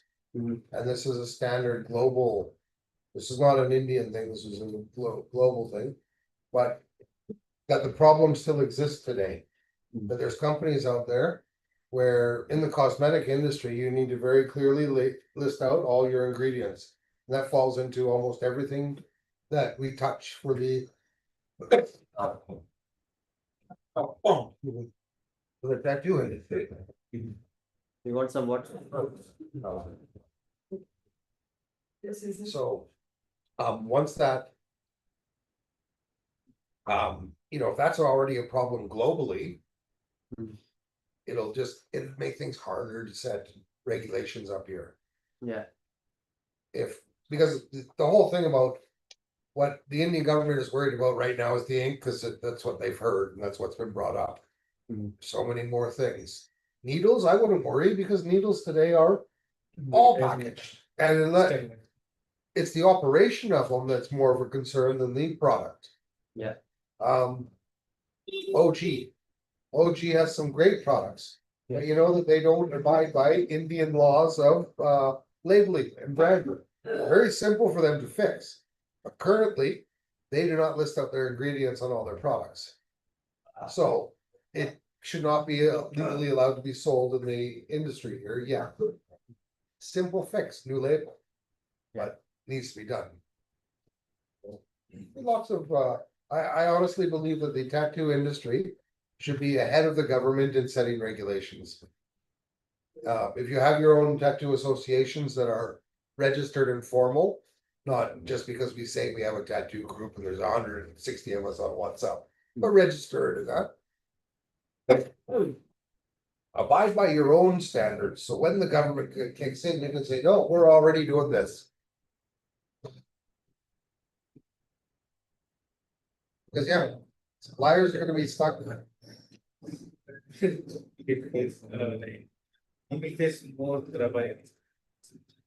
I think it's an ecosystem, and Yeah. in that ecosystem, everyone gets impacted if we do not consider.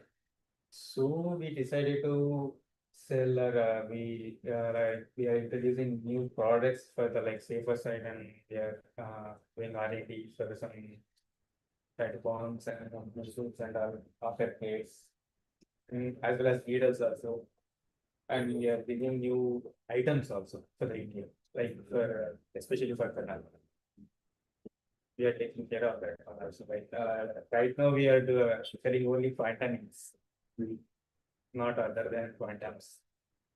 Because there is so much of like issues with etc. So right now, the after healing, like after tackling the healing process is good with the quantum. So we are doing that. Yeah, again, but how, like, again, I go back to my knowledge of being as a data engineer. How many data points do we have to actually prove that this ink actually is creating cancer, for example? Yeah. How many? To be honest, this is where I would take other countries' regulations and their statistics and how they come across it. If you take Europe as a whole, 15 brands of inks are approved to be used in Europe. Well, only 15, but that's more than, we don't have more than 15 brands being sold in India right now. No, 4 to 5 brands. Yeah. But I would stick with what theirs are and use their testing their. But importing the brands from international, like it's too difficult to know. That's the problem. It's not so much about difficulty because any import is possible But- through the process. Yeah, but It's about does it fit economically? Yeah. So. When that $5 ink in the US lands in India, will it compete with quantum? Will it compete with what's existing already here? And those initial costs are high to get them in. Yeah. And it's all a numbers game. You guys know that. You know, you can have one of the best item in the world, but you'd rather send 1,000 of number 2. Like nowadays, like for the like brands, if you go for the clothes or watches or any mobiles, there is a first copy for the items, right? For the tattoo things also, it is there is a It's first there. copy. So we are taking care of that one, and we are looking into that section, and we are doing that one. There are duplicate inks in the market, there are Yeah. duplicate needles in the market. And when anyone asks me about it, I say buy from a reputable source. And there's one that's. I would say you guys are number 4 in Bangalore because there's. Yeah. Of who started here, Yeah. you guys are still fairly new. Your number 3 has been known to sell duplicate inks and duplicate needles. But he doesn't care because it's only business for him. Yes. And you caught me, okay, well, I'll sell it to someone else who doesn't know as much as you. Yeah, because I have the inventory with me live, which I got. Yeah, which you'll wanna move no matter what. Hmm.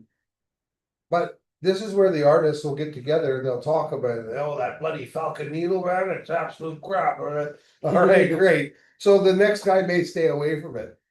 It dulls after 2 or 3 minutes or whatever, you know. Now I'll come back to my team who can give some insights on what is your view on future of tattooing in general. What is your perspective? And yeah, we'll come back to you also.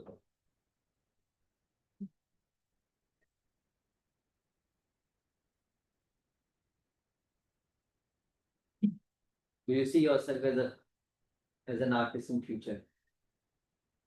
Definitely. Then what will be your idealistic future of tattooing in India?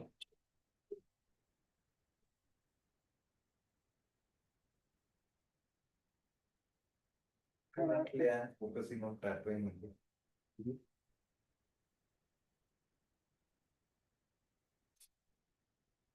Lot more things to change.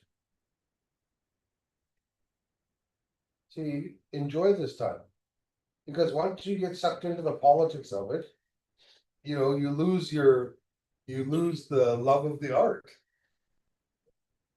Like you have to deal with the running of the business, you have to deal with the paying of the bills, collection of the money, bringing in the customers. Your artists are actually very lucky that they get to sit here and, okay, you always got the stress that you wanna bring in your own customers and build your own database at the same time. But you're in a sweet spot right now, so enjoy it. And that's why I also have created some processes which can allow me to get their productivity also up and running every day.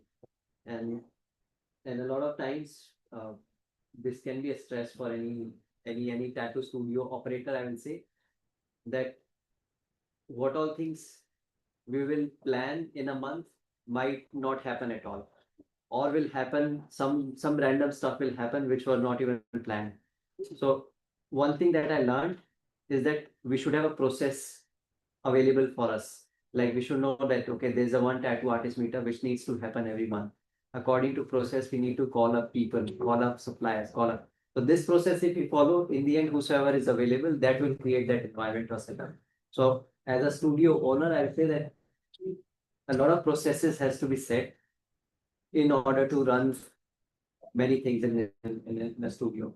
And documenting this will become the standard operating procedure for that particular studio.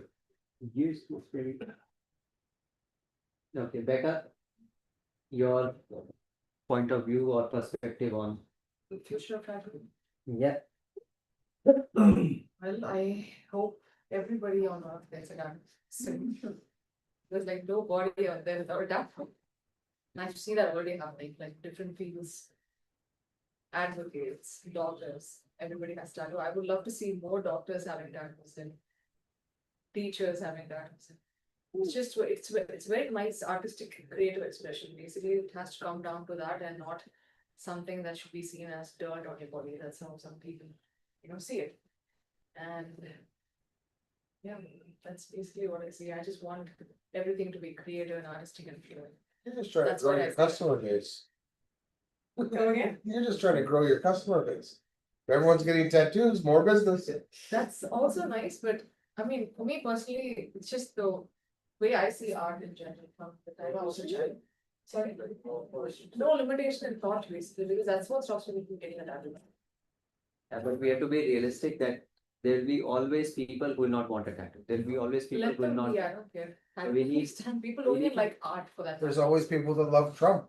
They just can't stop it. That's a very good example. There are people who like. It blows my mind, but. Tattoos in every industry. That's how I see it. Does Trump have a tattoo? I'm not sure, but people have Trump's tattoo on them. Yeah. Okay. Hey, every shitty tattoo is about Trump. So you are giving some ideas for the weeks now. So my point of view for the future artists. Even now, like every year there are thousands of the artists in the like giving certified. Like, they are not in some they are not even into art, but they just think it's a good business for them. So they're just joining the industry. And yeah. No, no, please. I have one point to add once you finish. So they're just joining industry like that because everyone keeps saying that it's a good business. You keep getting money like that. So they are doing like that. So in future, I think like in India, especially, so the tattoo value will go down. Like the artist population is increasing rapidly. So like the artists are now, even now the artists are starting to compare with each other. Like we'll give you not the professional studios, but like some most studios like we'll give you cheap price, come to us like this, you know, like so those studios. So in future, like tattoo value of tattoo might drop, and then the artists, the number of artists will get overpopulated. So that's what I see the future. Does anyone know how many studios there are in Bangalore? 1400. 1400. 1400? So if you go online, you won't find more than 300 to 350 registered studios. There's probably another 500 of, let's call them tattoo businesses. In the last 3 years, I think it's doubled in Bangalore. I'm seeing, I am on Google Maps from almost 11 years now on registered on the, not 11, 8 years now. In 8 years, I've seen from 3 tattoo studios to at least 15 tattoo studios within this. Within this Yeah, we area. have in Kurmangla, we have more than 100. In 4 months. So the point I wanted to add about the future is also that I wanted to see tattoo as a professional art and not just something you do on the side. So this is a question we all get when we say you're a tattoo artist. You're like, okay, then what do you do for your profession? That is the profession, and that has to be properly taught in colleges, universities. It's already happening in some countries. I think they have added tattoo as part of fine art, and they're teaching that. I don't know which country, but I learned some. But it has to be universally known that way as a tattooing as an art form in finance. I think this will be not great. So if you look like at a country like Australia, they will probably have the most stringent regulations for tattoo artists and things like that. Next, I would say would be Northern Europe. Well, these places are good to learn from.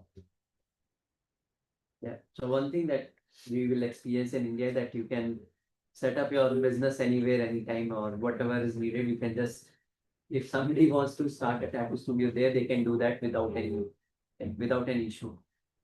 Until like somebody says to the BVMP that he's making a lot of money and then BVMP will come. But again, future will be always as we created. Might not be everyone will experience the same thing which this studio will experience or you will experience as an artist. It's also depending on, according to me, how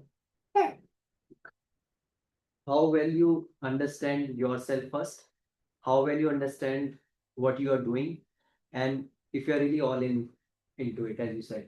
Because I did tattooing for almost 9 years without, like, while working with in IT, but that didn't stop me to not to learn about it. Like, I was an apprentice with one artist.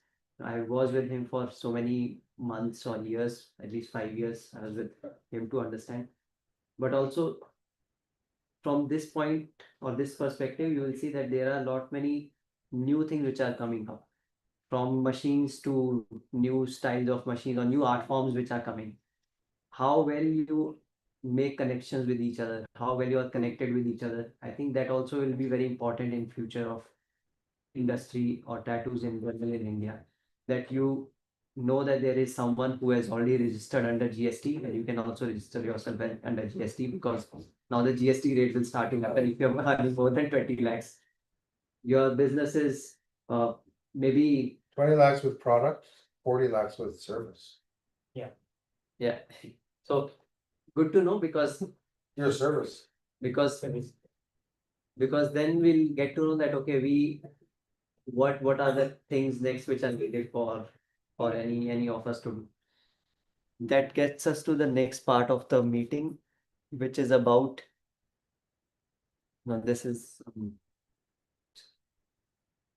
this is some numbers about what is the future of tattoos in general. It's bright because in India itself we are growing at 20,000 crore per annum, and this is something which is registered. It's not which is not mentioned, or it's a calculated guess that some people have registered and some people are only doing, so this can be the value of it.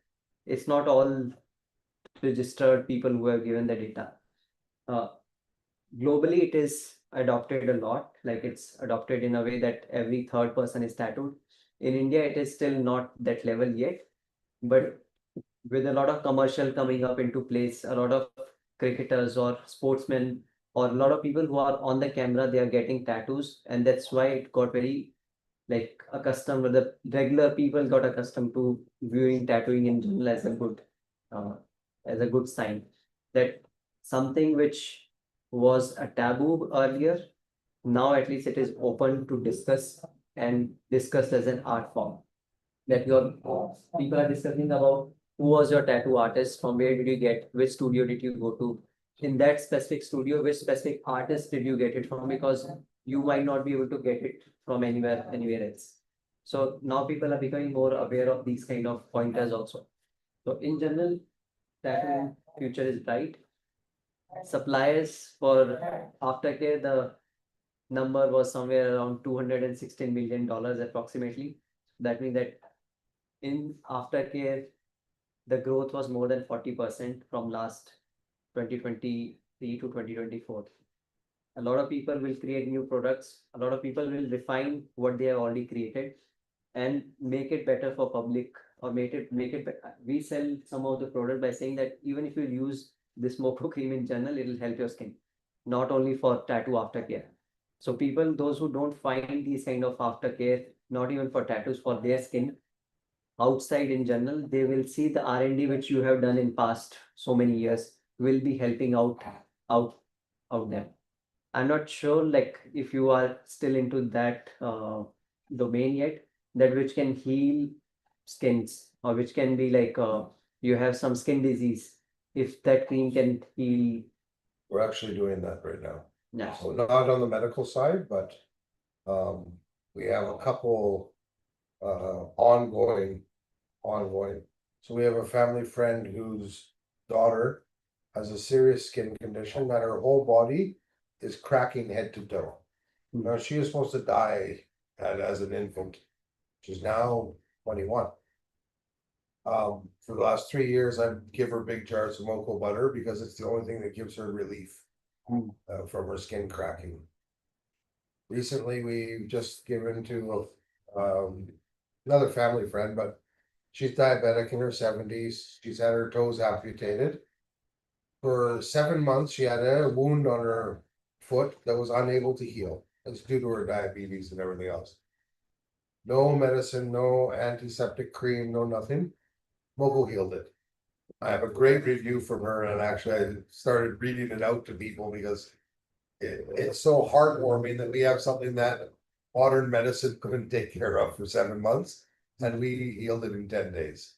Nice. So Yeah, so we're looking at expanding into the cosmetic industry completely, but being careful about where we're going because it's a fully saturated market. Yeah. And a lot of people lose a lot of money in it. again, people, those who know about you, they'll find you because you are good in that. In process, you will develop yourself as a brand, you will develop yourself as, I saw your new website coming up, so that's one step. When you think of skincare, what target audience do you immediately think in the generic skincare side? It can be for the foot. So I would immediately think of women. Yeah. Okay, and women of 25 and up. Mhm. Because of disposable income and everything else. I was completely wrong on that.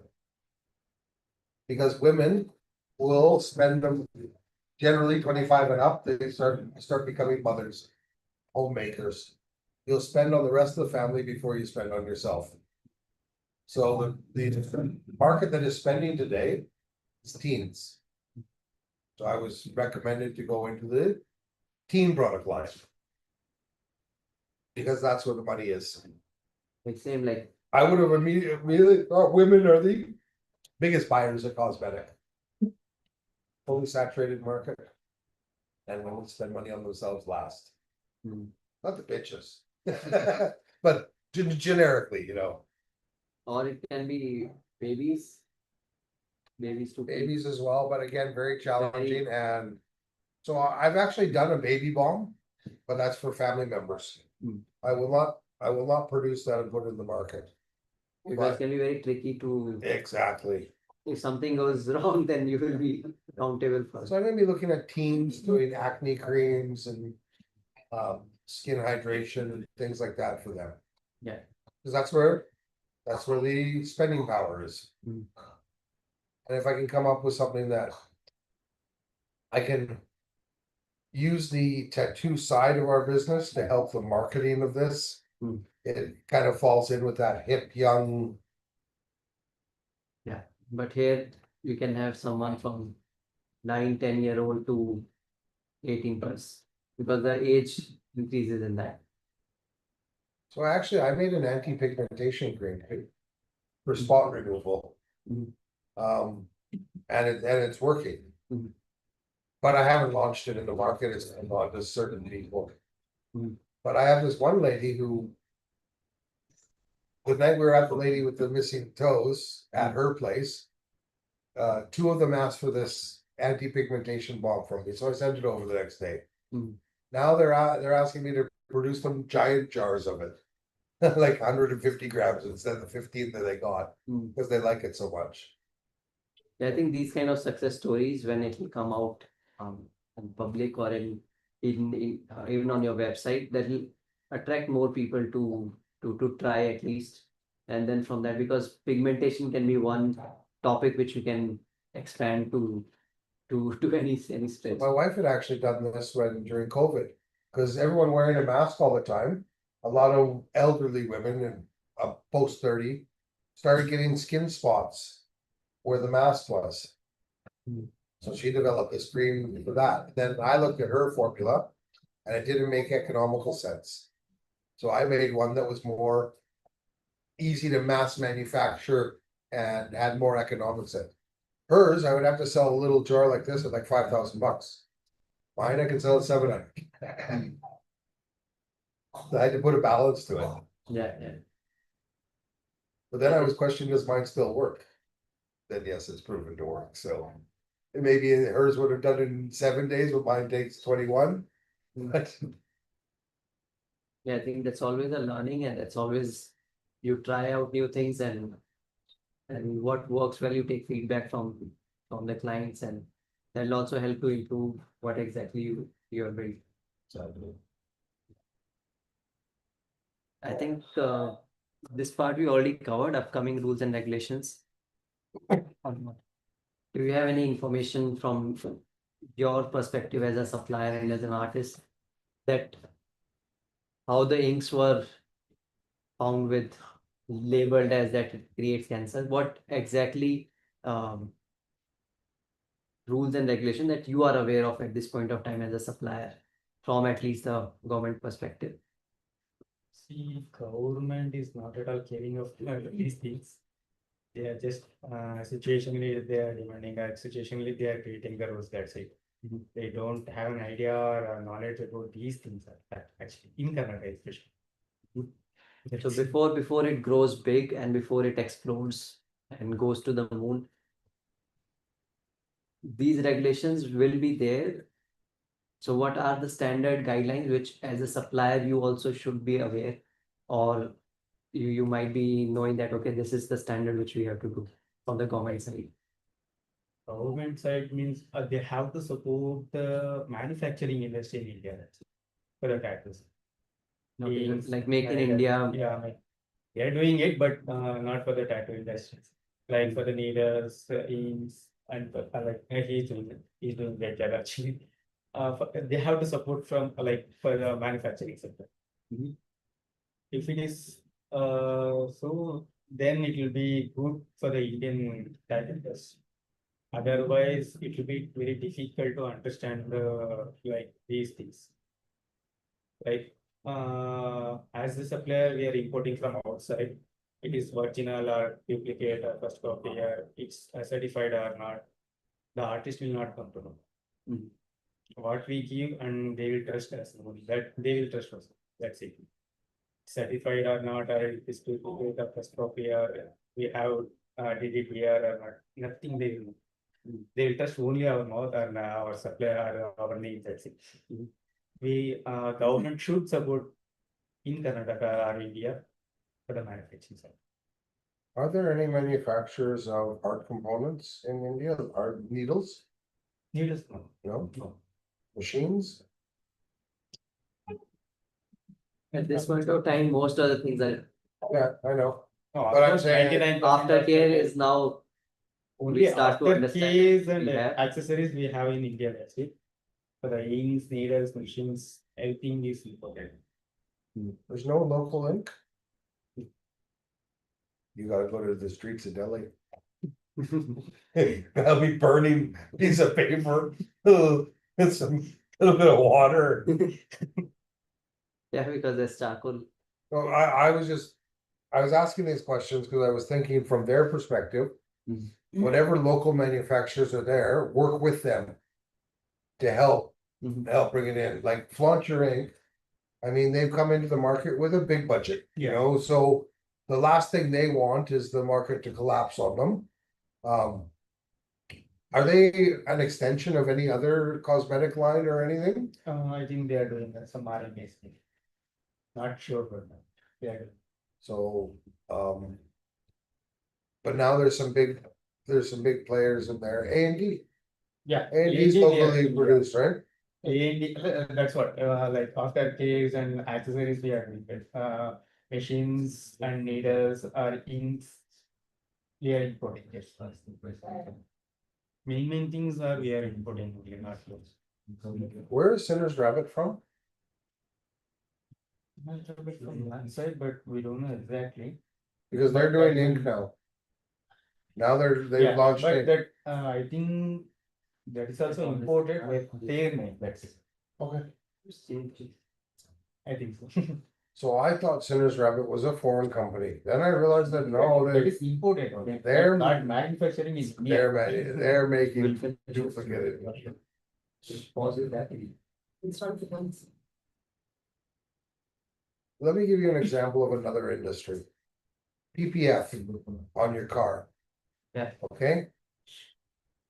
Almost every single company in India is cheap. And I'm talking from the 3M showroom.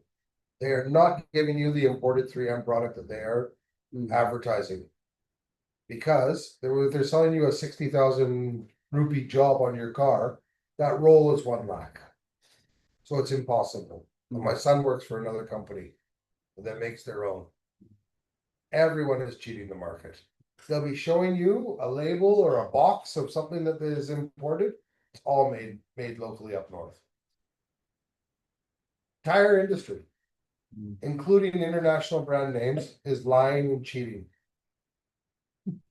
We need to just understand that this is available to us and how we can find the better one, or maybe question how it can be better if you are sending what is the source of it. But a lot of time when we want to do something, we just say that, okay, this is available quick to us, we will continue with this. We don't have to do too much deep research on from where the quantum ink is coming, or what are the ingredients of the quantum ink, or who are the actual creators of the quantum ink. Like all these questions are not being taken at the root level yet. Actually, all that you just listed out is since this BBMP thing 6 months ago, Quantum has done all the marketing Yeah. here for that. And yeah, you know who the owners are. All that. They've been on numerous reels. They've been going around doing workshops, which I really respect. But at the same time, they took advantage of a market that was under confusion, and they put their foot in to be dominant. I think last month they came live on Instagram from direct from the factory in Netherlands. How they are doing and how they are. I think they have to do this because that's what creates the awareness. Yeah.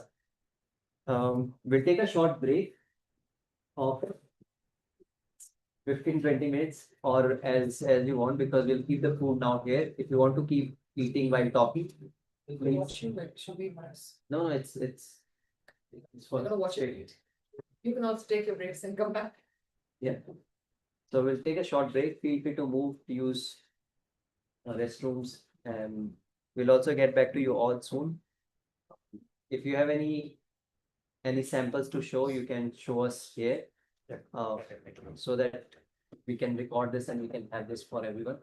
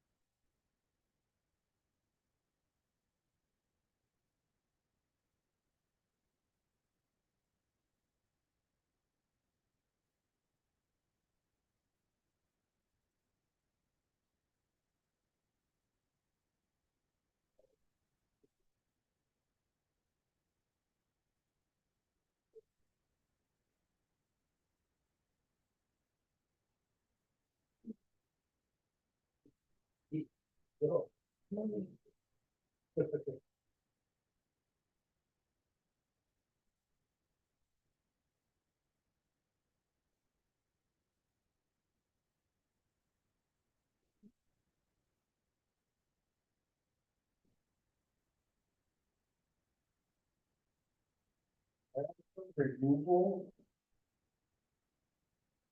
Wipe off the stencil? Yeah.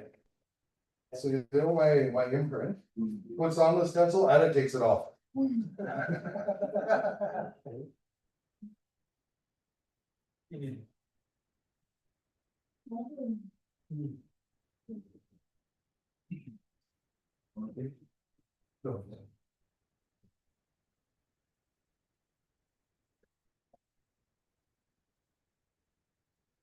Out of all your products, what is your biggest seller? Needles?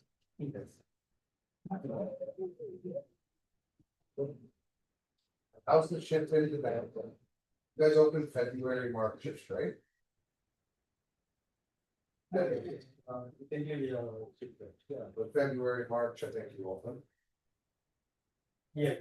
Yeah. April. April. Yeah. How's it been? How's the reception been? It's good. Yeah.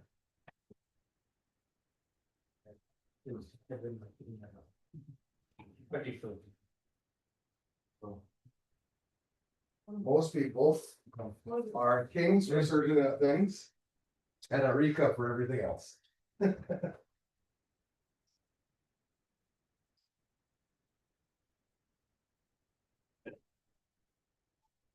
But people trust a Rika for certain things. There's another guy, Dinesh, they don't trust him on certain things. Almost all 60% of the product is first of they are offering me. Even after And he's tied up with serious around it, right? Well, you guys are tied up with law too. Yeah. That's what I was saying, so there's a question.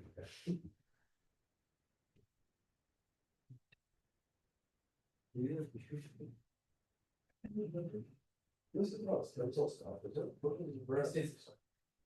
Like since of no back. Yeah, you're doing. Like I don't know what it is.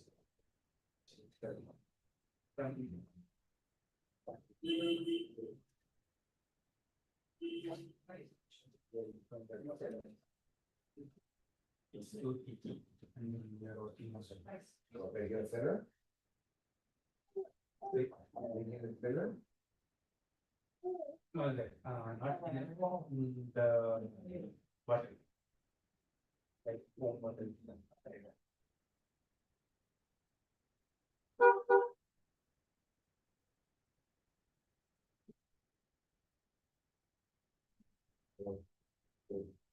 Yeah, that's right. We are working.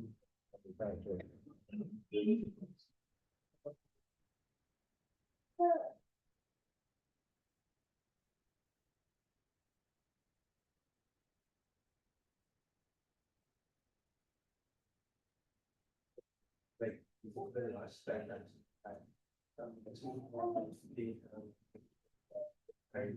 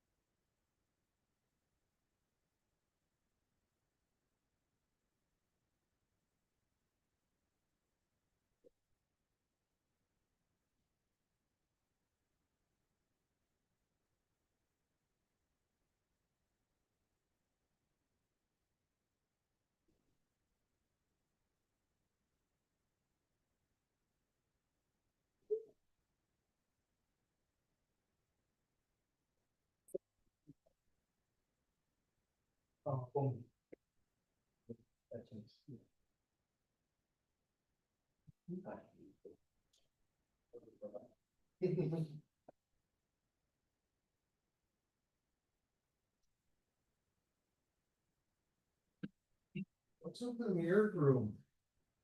You never get inside the phone. On the mirror room. They used to have a partition here. Yeah, so this partition I removed so that I get more space for tattoo. So if any private consultation is you probably got it. I did this. Intimate piercings and. Yeah. Or it is in general also to. For people to see reflections. Or for tattoos, like if there is a back tattoo, then. You can just see the middle. Oh, okay. Yeah, if you want to check, that's why it is for.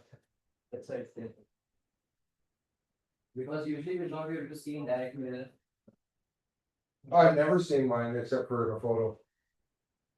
You have a chance now to see inside.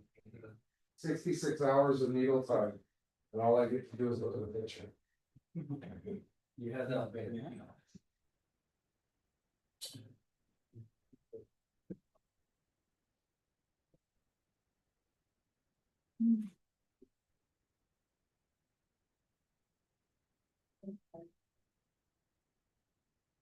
I have one.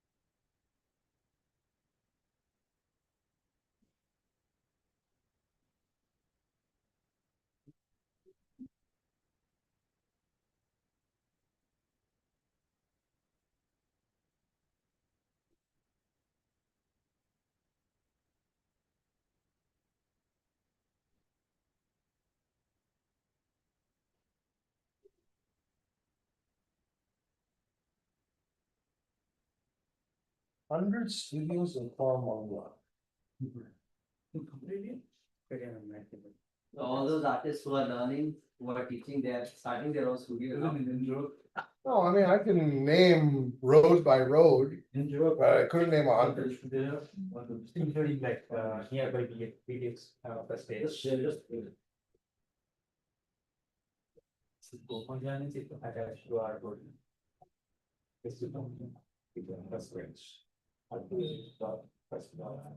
I was thinking just more what I think Around 4 kilometers. is redefine, just tag you. So I was thinking, okay, redefine, come down the street, ink blots, come down the street, go ink, go back and turn up the road, your shop, go up to the corner, Mystic, is it upstairs? And turn left, And- turn left and you'll go down and you'll see GTA. Godwin's now open right next door to Tripping. So Godwin is a perfect example. He's been, I don't know how many, 15+ years. No, what, wait, Okay, yeah. I'm just saying 15+, because I don't know exactly. Brilliant artist, brilliant color artist as well. I think one of Bangalore's top. And he just opened his studio October 1st. Not open, but. And it's still not a big, he's been working at Azure, Trip Inc. and what is that? Incadelic. And then he goes and tattoos in Mysore. He's never had a studio. So everyone that I'm telling, oh God, you hear God would open a studio. Thank God, finally he opened a studio. Finally he opened it. I'm sure it will be mostly to satisfy everyone that finally I opened a studio. So Godwin's been using my product for 3 years. And I realized that he's never paid me a single rupee. Okay? He's gone off to conventions and he's saying, Stan, I'm going to a convention. You want me to market your stuff? So I give him a kit. And when I was in the studio, just before he opened, end of September, I was there. I looked in one of the jars there of my Moco grease. I haven't made that in that packaging for 2.5 years. And he's still got it half full. Because also every studio he tattoos at, he uses their equipment, right? Hmm. So I wanted to tell him, hey, you know, that only has a shelf life of 36 months. It's probably going bad, but actually it'll never go bad. It's petroleum based, so. I put it at 36 months because actually the product I buy is a 5-year, 60 month, so I reduce it. So that, at least no matter what, it's gonna last that long. Yeah, then also will not want to keep it on the shelf for long, we'll have to use it. If you keep it for say, it's open for 10 years, I will keep it for next 5 years and then we will start, right? So, my ex. He had one of my grease and it was sitting with the sun coming through. And it turned. Almost orange. It's not white, it's a little off-white. A little bit of yellowish in it, but it turned orange and I saw it there. I didn't say anything to him. And I thought, okay, next, when I come back here, I'm gonna. Give him another one and take that one back. And I went back there the next time and he had used it. I said, okay. You know, it only changed color because essential oils react to UV rays, right? So if you have anything with argon in it, you wanna make sure it's a black container or at least an amber dark container. You don't want it to be exposed to natural light. And I only learned this because my anti-pigmentation cream has argon. So I tell them that it's only a cream to be used at night, not to be used in the daytime. That's good to know. Yeah. Do you want some tea? So where's Kumar most of the time? Bangalore or Mysore? Yeah, almost because he's the only artist who is right now. So to audit are there that. So he's most of my work. So I'm taking care of that. So It's good for you, yeah. but no studio here, right? Yeah, we have the studio also. Oh, you are, In the plane only, we have a studio. okay, We have a studio with more than license. removal, Yeah. see, business. I don't believe any tattoo studio should have removal. Because, well, why are you removing? Somebody will they'll stick under their cover. They don't want to cover it. So there are people who come by coming, getting a bad tattoo. Oh, I know, well, Then I send it to. Like say I also had to say, like if I want to do tattoos here, I want to remove tattoos. But again, a lot of people they come and they are like, okay, I have it, I say like cover it up. Unless you want to go in army, you can always cover it up for you. If you want to go for example, in army, then I have my friend who is experienced in skin care. You go to that So- person. that's the other thing I was gonna say. I don't believe a tattoo artist has the general knowledge to be removing tattoos. You want a dermatologist to be doing it. And I've seen so many times when tattoo artists have burnt the skin and destroyed the skin for life.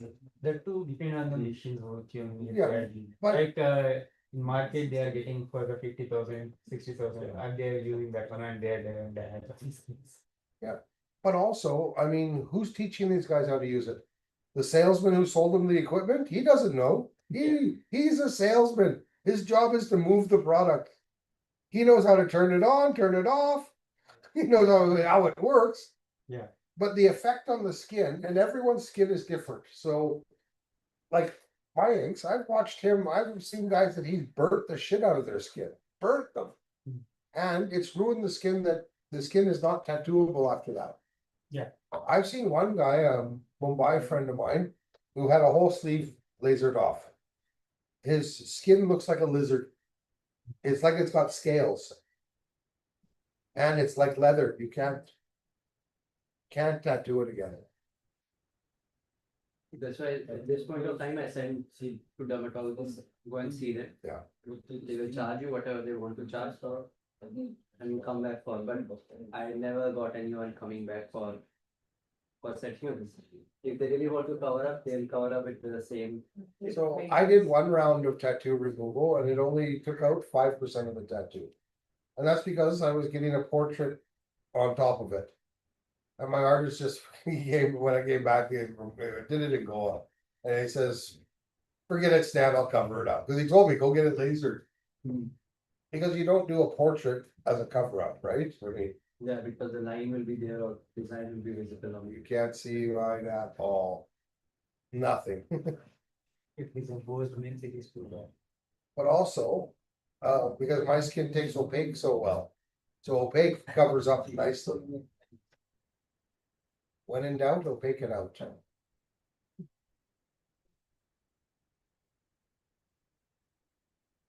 What was that?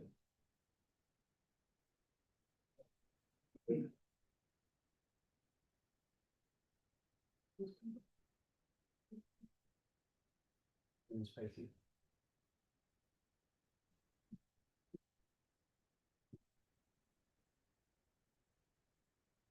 What are the topics on your notes? That's coming up next. Oh, yeah. Also.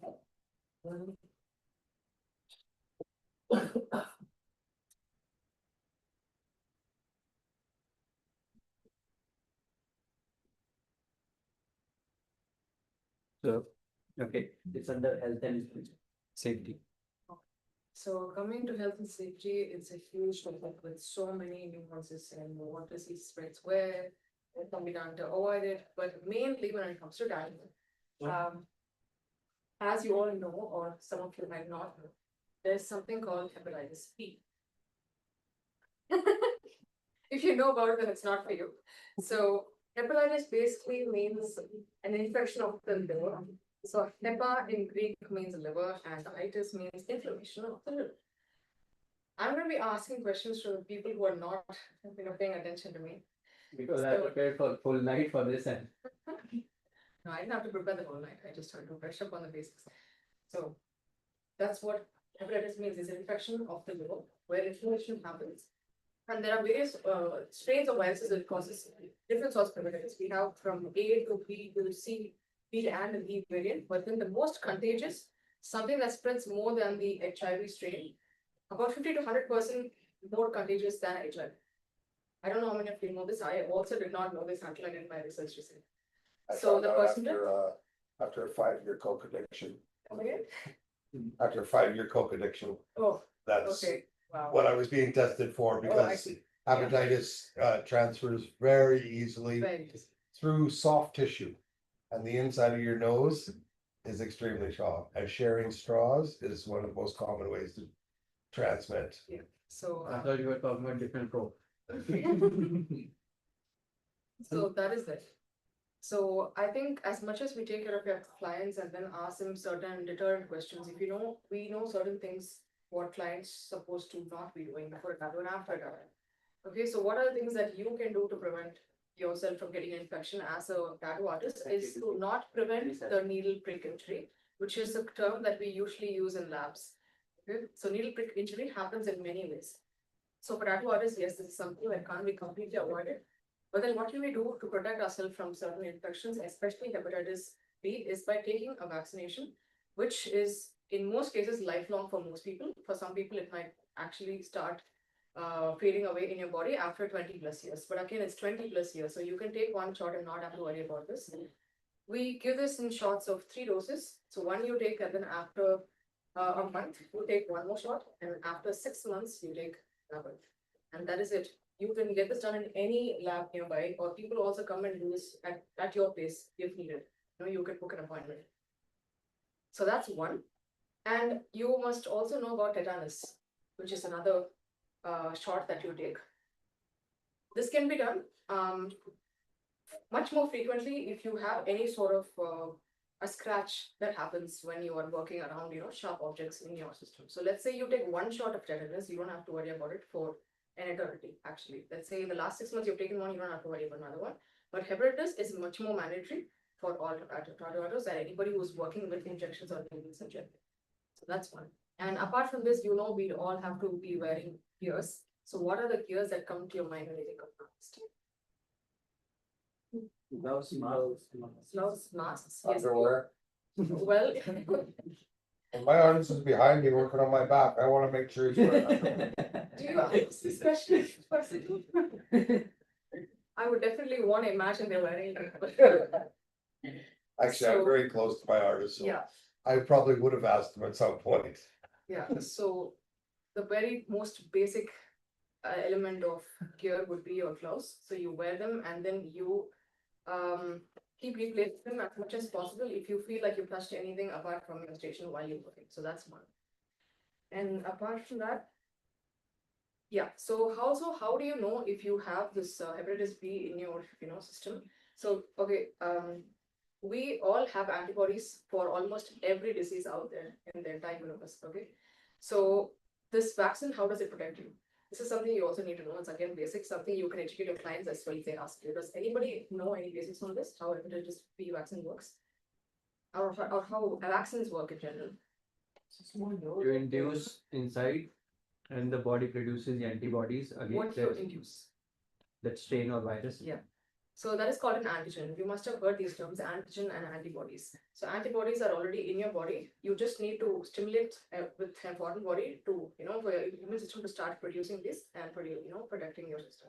So what they do in any sort of vaccination is they take a strain which is inactive from the virus. They take the inactive virus and then they inject it in your body. So it actually mimics an actual infection going into your body. And then your immune system start attacking it with antibodies. So when we get a vaccination, the inactive virus is already in your body and then your antibodies start attacking it. This does not cause an infection, but then your body is already prepared to take care of a future infection. It's also why quite often after getting a vaccine, you're sick for 2 or 3 days. Yeah, you might develop a fever. Because you're actually developed that disease that you're getting vaccinated Most- for. So in most cases, it's a fever. You might have a fever and sort of a body pain around that area for a day or two. But that is fine. It's harmless. It's just your body being prepared for it, and then it's not going to infect you. But then later, when an actual infection gets into your body, you are hepatitis is not curable. So that's also why it makes it like absolutely mandatory for people to get vaccinated against this. Because once you get it, you can only mitigate the symptoms by giving medication, but you cannot actually cure it. So you'll have to keep taking medications, especially when you have chronic hepatitis. So you'll be in medication all your life, which you don't want. So better get vaccinated. That's it. So anybody has any questions about what hepatitis? Actually, it's asymptomatic for a lot of people. So what is the issue? So I didn't. You can pass it on to other people, and once it starts activating, let's say in the future, like it will attack your liver cells. You can get either liver cancer or liver cirrhosis. So it's equivalent to getting alcohol in your system and then dying out of cancer. That's really rare. Yes, fatty liver. Liver cirrhosis is one, and the liver cancer can also be. And inflammation also can spread, and then it will basically cause some sort of dysfunction. It's absolutely tested after some time. So without knowing, you'll also be spreading this to other people if you're not tested. So better to, take the precaution than won't do it. So what happens, let's say you are not vaccinated and then you get a needle prick injury in a type studio. Do you know anything what to do after that? I know a lot of artists will just get a prick and we'll be like, it's not going to do anything. But then there is one very important step that we have to take right after getting a needle prick. Any idea? No, we don't wash the area. That's not going to help actually. The wash Only the with area that is for not that bad. lifetime. You immediately go to the doctor. You go to a clinician and then ask them to take a couple of tests. So what you do is you take a test for yourself as well as your client. Let's say you tackle your client and then you're getting a prick. Then it's not good. Definitely it's going to be for your client first. So they take one set of tests which includes the hepatitis, HIV, and also one STD, a sexually transmitted disease, syphilis. So these are done. And let's say they have a positive, then for sure they will start you on a medication, set of medications. If that is negative, then you don't have to take your tests. If not, both of you have to be tested. So this is another mandatory step that has to be taken. I have done it a couple of times, and I had my piercing accident once and a tattoo accident. But I've also spoken to so many artists who are not aware of this, and then they just brushed off by laughing, saying, "Oh, I have so many books. It's okay." It is not okay because let's say in the future, unknowingly you will be transmitting that to your future partner. You don't want that. So better to be safe. That's fine. It's not And- something to panic over, Nothing to but it's something to attend to. Yeah. and to be aware of. especially at artists, you have to know this because when clients will come up with so many questions, you don't have to be like, oh, I don't know, I need to read about this, we have to know this. To be honest, if That you're they will getting say- contaminated, there's nothing you can do about it. But you need to know so that you can protect your customers against the spread. So that is one part of, the artist safety. So when it comes to the client safety, I would say there are 4 to 5 points I would like to address today. Which is, the first deterrent would be to check if, especially the women would, you check if they're pregnant or breastfeeding. And you know why people shouldn't get tattooed when they are pregnant or they're breastfeeding? So the tattooing goes in the bloodstream It does not actually go into the bloodstream. It does not.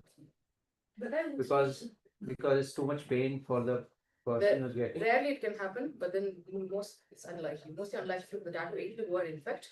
But then there are other cases of infection. One thing, you go to a less hygienic studio and then there are chances of infection or contamination even in the ink. That is also not in your control. So it is better to not risk it at all. And also we don't have enough studies on pregnancies and tattoo inks and how that will affect the child. But it will never That's happen the if you reason. don't do it. The same thing we have in diving. And it's not because we can't fathom and ascertain from other knowledge what the effects of pressure on an unborn fetus. It's the fact we have zero testing. Yeah. So You can, better to say don't. And who's gonna sacrifice themselves while they're pregnant for these types of testing? I mean, would you have done it 10 months ago? Not a chance, you know?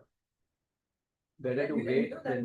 most of research done about medicine and all of that, till the 90s, have been done only on white men. Because it was not convenient to do it on women, because we have cycles and all of that. So most of medication actually are made for white men. Because it has been studied only on them. Including car accident tests where women are most likely to die because the airbags are not made for the destruction of the average woman's body. They're all been tested on men. So, yeah, long way to go, but one step at a time. So right now we have AI to test everything. One step at a time, I guess. For But hepatitis just- B, can we eat papaya leaves? Sorry? You Papaya can, leaves. it'll help improve your sickness, but it won't get rid of it. So you're asking about papaya leaves the same way we do when we get dengue, Yeah. because dengue attacks your liver. So yes, the process is the same, that to stay healthy, you wanna do it, great. And if you get sick, doing that will help repair, but you're not getting rid of the hepatitis. Yeah. You're carrying that around like luggage the rest of your life. Will not eat the papaya leaf every meal. Because it's very common to eat papaya leaves when there's a liver. So, because I have papaya trees here outside and every season people are plucking them. Plucking them, yeah. I'm like, okay, you can ask, I'll give you, even if I don't have it, I'll find a way to give. Well, I like it because you got a swarm of mosquitoes here too, so you're giving the dengue and you're solving it in the same block.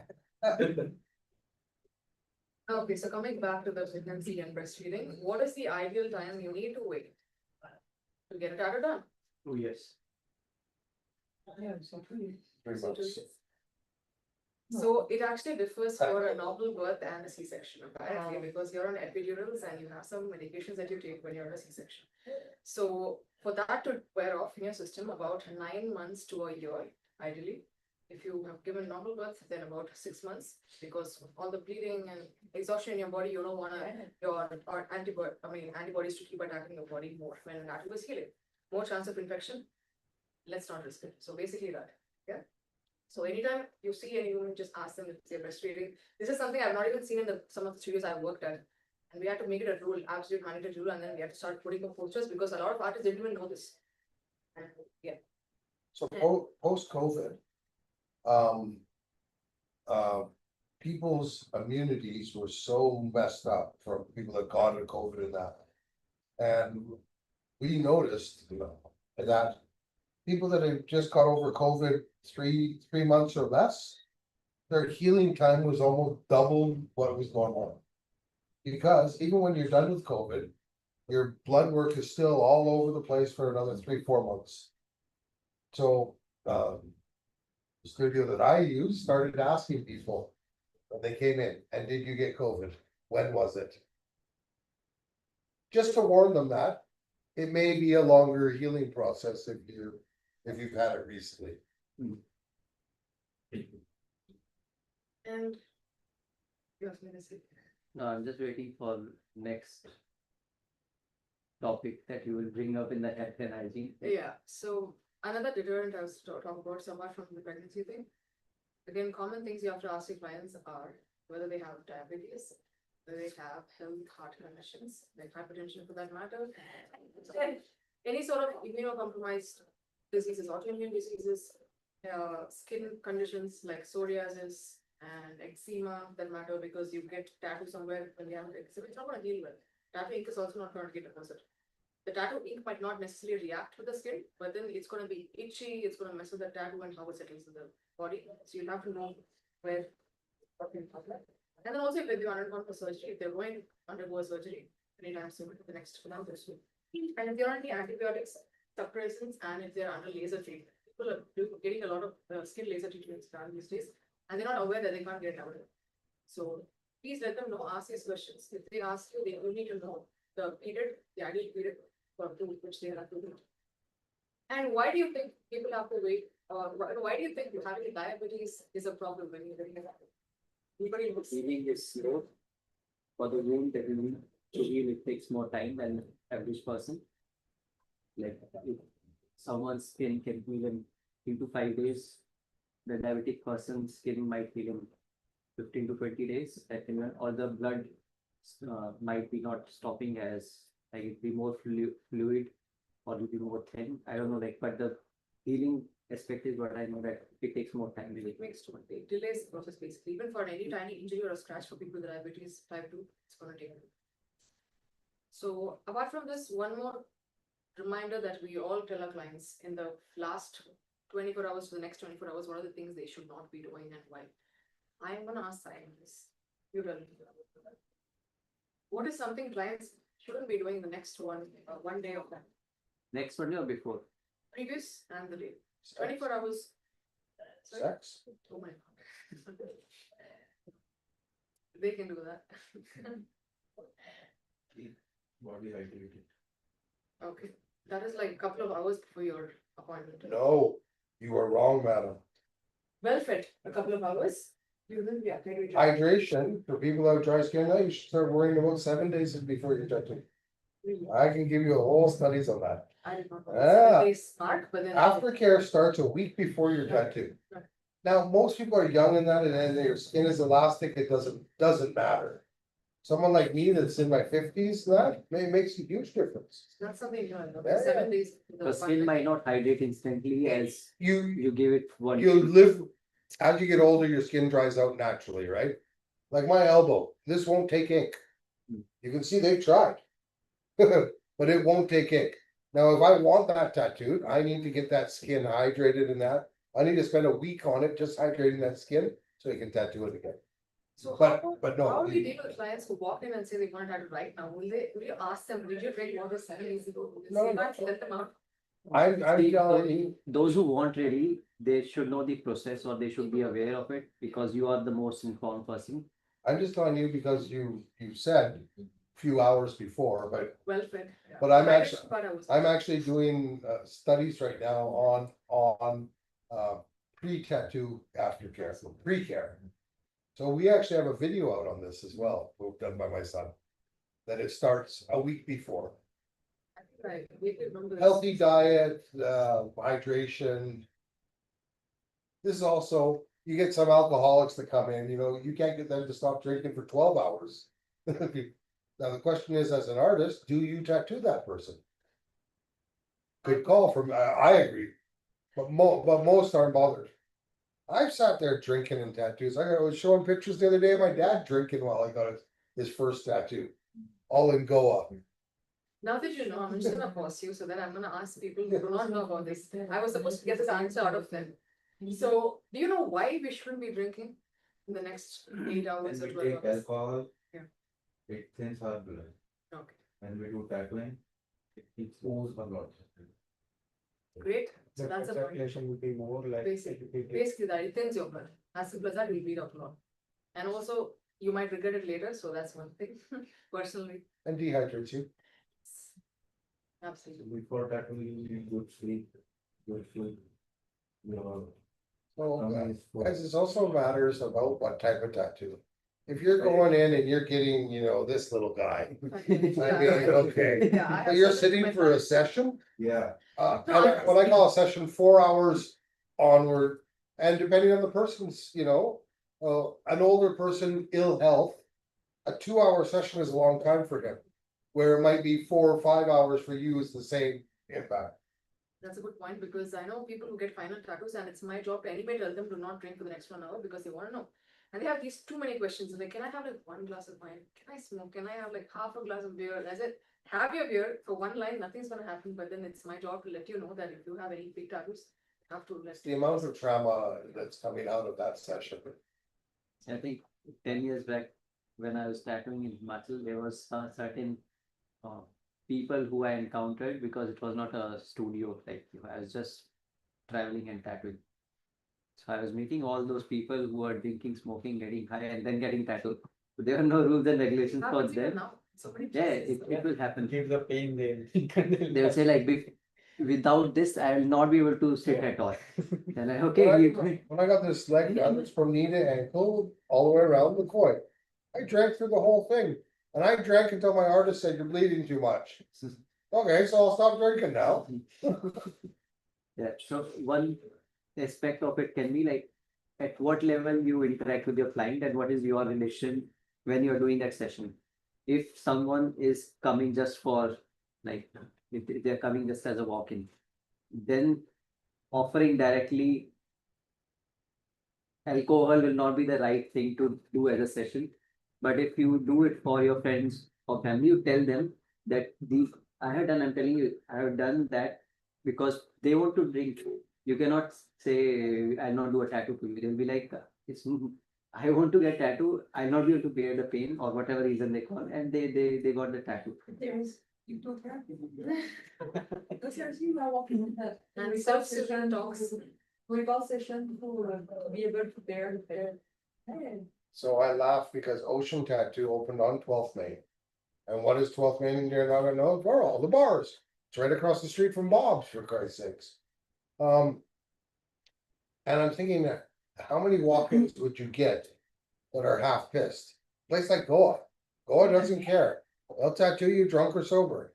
Yeah. But you get it. That's down to the artist and the studio and your own ethics. Even if the studio says tattoo them and you say, no, I'm not going to, you have every right to. How? You know? So that can be also a person who is drunk might not be in the same sense as somebody who walks in without drinking.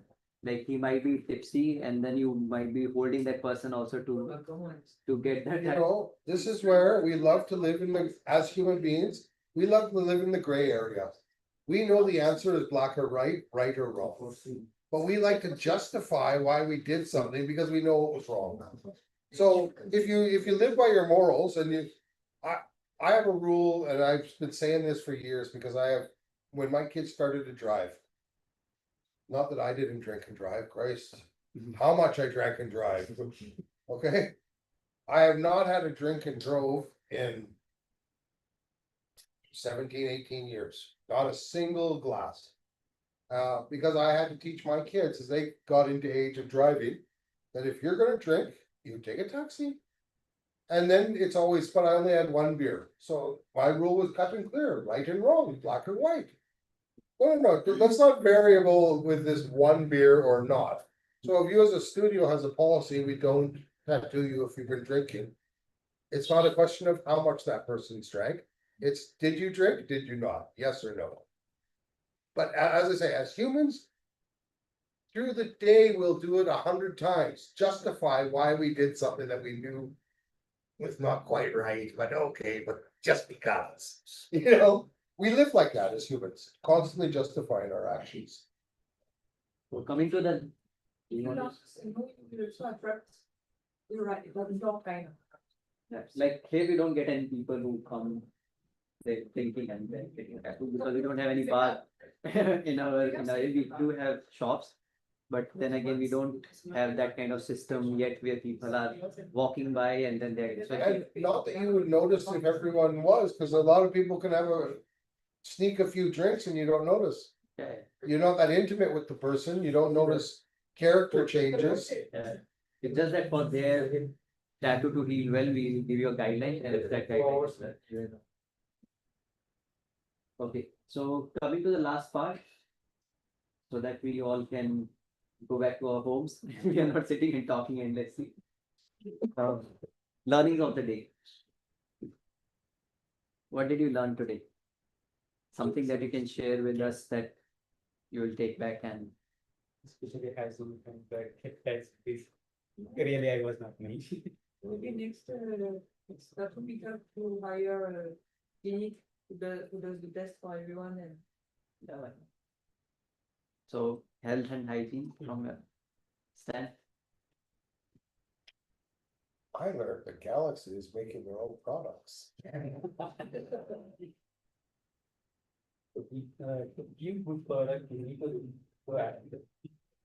As an artist, if I am a businessman, I would have not take so much of this. So which product you are building now currently? Tattoo grease, aftercare bomb, glue soaps. For cleaning during the tattoo process. Becca? Sorry, So nothing. Yeah, apparently somebody said they were my teacher and they asked my number. And somebody saying it's not my teacher from school. They were asking some donations. They got to my Instagram and suddenly she asked like, are you alone in Bangalore? And I'm thinking, what kind of. I had a great one. While we are learning, you are getting scammed. Then my best No, I had a great one years ago by saying the, somebody put a story. by the saying cricket it's not- stadium. Coming back into town towards MG Road. And the lights red, and you know how bad those lights are, that the cars stop. So I didn't realize, so I have the parking pass for my building on my window, right? Guy comes up to my window and he, hey, you're from Otters Crystal, aren't you? Yeah, I'm in this unit, my name's this, I just had a bike accident. And my ATM card's broken and I need some money to pay for him with that. I need $8,000. And somehow he's so convincing, I'm actually thinking, shit, have I seen you in the building? And I'm like, okay, and I got $3,000 on me, so I got $3,000. I said, but first I say, jump in, I'll take you to, anyways. He grabs the $3,000 and runs off, I'll give it back to you tomorrow, buddy. 2 years later at MG Road in, different area at Trinity Circle. This guy comes walking up to me, about to do it again, and he looks at me, and I roll down the window, I go, I'm gonna fucking grab you, rip your head off, shove it up your ass, then take you to the police. And it hadn't quite got up to my car yet, I should have kept my mouth shut for just another 2 seconds, and I could have reached and grabbed him through the window and held him. But he was repeating that scam somewhere else. But I mean, I'm driving away, and then I'm like, oh my hell. Then I realized that I see the parking sticker. And I was like, because he makes it feel so real. But anyways, he's still out there. Social engineering. And well-spoken, perfect English. Didn't look like a bum, decently dressed, looked like, a working man. Blue collar, They know their work. But politician is not. Well, these politicians wear all white. You can spot them from anywhere. White shirt, white shoes, white pants. Because they just have to get down from the car and. Okay, Becca, you're learning for the day. Oh, I'm still not out of the shock in my phone. But did you, They don't track me down. did you pay anything? or- Not yet. She sent me a GPay number twice, like my school teacher. And the fact that they asked, are you staying over So, Bangalore? I'm panicking right now. Reported to cybercrime. Yeah, do it just because there'll be a number it's come from, right? So at least they have that. It's not that anything is gonna happen. But it goes into record if more people get scammed by the same person. We've had multiple, even now there's a new one on deliveries. Where you get a blue dart to your door for $7.99 cash on delivery, and I'm like, I haven't ordered anything, but there's 6 people in my house. I got 4 kids and my wife, who knows who ordered what? We ask each other, I think. And then your entire WhatsApp is hacked and they're asking. Oh, so the other day I actually said, okay, it's only $7.99, let's see what it's got. Yeah, scam. So for $7.99, I prevented future scams. And we stopped like 4 more right away. Bang, bang, bang, bang. Do that thing is actually. You will get to know that there's a name will be written wrong, it's not the correct. So it will be like delivery, but the name will be wrong. It'll be DELHEIVER. No, you see, they're just using service, because Blue Dart delivery, these ones take the cash on delivery and submit it to you. They're the intermediate, right? People always ask me, do you have cash on delivery on Moco? I say, no, I don't, because I don't use these guys. I use Srimaruti, I use Porter locally, you know, I don't use anyone cash delivery. And they're just doing it as a business, they don't know what's in that, they don't care who the guy is. Yeah, It's like Facebook and Instagram, all these scam purchases on there. Even the reviews. I feel that they should be doing a better job to screen them personally. But. I mean, does any of you buy anything off of Instagram or Facebook? And you got what you ordered? I know. Lucky girl. I've seen reviews and I'm glad about them. Nowadays reviews are absolutely getting escaped. But we got scammed 2-3 times actually. Here from the studio, we ordered like this huge car for 10,000. We got a tiny plastic car. And I had to overnight Amazon. It took us like 3 weeks, 2 to 3 weeks of calling back to back. And then they Usually just- Amazon and Flipkart and that, you don't get scammed and you get your money back anyway. Amazon. But, So The person seller was might in be- Uttarakhand somewhere. okay, guys, who knows Firebolt? You don't know Firebolt? The watches, the earphones and all that? Oh, yeah. Okay, so I just bought Firebolt glasses with the camera and everything else. They don't download. For 4 weeks, yeah, almost 4 weeks, I think on the 21st I got them. For 4 weeks, I've been contacting Firebolt customer service. I've got multiple complaints in there. I am slamming them on every single post I can find.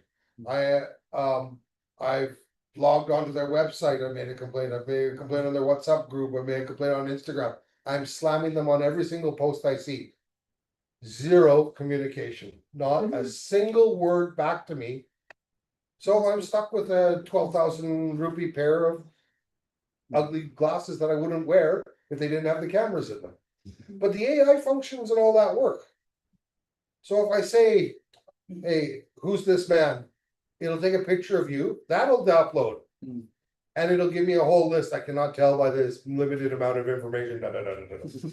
All that works. It's just that any of the pictures I take don't download into the app. So it's probably just a glitch. But can you imagine they don't even have the respect to respond? And Firebolt is not a small company. I mean, it's an up and coming. okay. We'll come back to the. But then I found these are also Chinese, they're imported. I thought I was like, great. Ray-Ban Meta glasses are out there, these are comparable. And for, you know, a fraction of the cost. They're 20 grand, but the launch price was 11, 12 or whatever. But now I gotta wait till they update their app or whatever, but I don't even know because then I bought it through Flipkart, so I went to return it right after, the Flipkart said these are non-returnable items. All right, now where do I find a Firebolt store? Does that exist? Does that exist? I don't, I can't find one, so. When everything's online, you're at the mercy of whether they choose to attend to you or not. So you can't reach out to them and say like, hey. I've got a WhatsApp number and I've got, thank you for communicating, we'll give your call is important to us, we'll get back to you. Just imagine if it was not important. I've sat on their call center for probably each time is a half an hour. Your call is important to us, we're transferring you to an operator now, click, hang up. So after half an hour of doing this, and then you get hung up and so what do? You try again, right? And you wait another half an hour to get hung up on. And do you pay for alcohol or you don't pay? The calls. Okay, Will, what was the learning for today? Don't buy fireballs. Nothing gets scammed online. Especially the disease and all. I think about. Most I know about like some big infectious disease like breast feeding women and all those things. Okay, Medical, that hepatitis, I don't know. What is that? And the she is explaining. And interacting people's communication. Can I ask, do you guys have everyone sign a consent form? Religiously, everyone? we take consent and we also guide them before we start the session that these are the things which earlier it was a physical form of which I was doing, but then we switched to online I because saw your scan code, that's why I was asking. it was too many papers in some months, then there was no follow-up with them. So we switched to online. I think that's a very important practice to have and to be diligent on. Because when we talk about regulations coming in. That's something that'll help. Yeah. To train people to do it later on, be very difficult, because. No insult, tattoo artists are freaks. Most artists are using different parts of their brain than a mathematician and things like that. And you guys are actually some of the more sober and sane ones. But most artists I meet, they're whacked. They're whacked. I mean, they're off in their own world without drugs, you know? That's the image I don't want for the future, when they look at artists. And most of them are very bad at business because of it. You know, you can be the most brilliant artist. But if you don't have that ability to balance. Yeah. I always tell them, hire someone to do it then. Raja. He's really an artist. But he's not a good manager because his communication skills are very poor. So every 3 months, there's people going, new people coming in his studio, and it's hard to run a business that way. Maybe that's his business model. So I've actually told them, just hire a manager, don't communicate to your staff at all. Because you know, you're not suited for it. Okay. But it's nice when someone's close enough that you can be honest and tell them that. Yeah. Sonia, do you want to share anything from your perspective? What did I learn? Yeah, any learning for the day for you? See, a lot of that is like, do so, but do so. No, like I'm not good at ministry, like even if I feel that. Like I would love to be part of that ministry because like we have that project that I record a hypnotherapy session. And people listen to it to be able to manage the pain. I would like to be part of that process, but from the job that I do, but what did I learn? Like maybe yeah, what they have said. Yeah. About first pregnancy and that. But everything is quite new for me, so. Yeah. Well, you know, we talk about the pregnancy and all that, what is the appropriate time frame for after a woman's given birth? Not really like this, so, you know, and one of the cures and doing not some painkillers or whatever medications given out, it takes about 9 months, 12 months. For it to wear off the body to sort of regain the strength and all of that. And also the aesthetic part of it is also something I read about where they say. If you've done a C-section, your stomach sort of gets stretched around. So your parts where your stomach, your thighs and all of these parts are not great for tattoos at that point. You need to wait for it to get back to its original state. Get back its original, retain its elasticity and get back to the state, and then you get tattoos on. You don't want to regret a stretched weight or something like that. I was gonna say the same thing. I've been waiting to lose weight Yeah. to tattoo my belly. Now I just thought we'd do Buddha. get back, get back their baby, like after pregnancy? I think it really depends on their perseverance on their back vision and push through the pain. Yeah, It's yeah, not yeah. easy for everyone. You know, you'll see some women that you can't believe they Yeah. gave birth at all. I know. That 1 or 2%. Yeah. Ate them. Your one is nice. No, You feel the same. no, no. Yeah, okay, you. Okay, And you're learning, Ajay? my learning for today is that it's nice to collab. Collaboration is the key. And to know about all these, what we learned and to practice, they all are two different things. I can keep saying that I learned hepatitis B, but I never got a shot. I can keep saying that, okay, I have a prick, but I never got any consultation after with my doctor.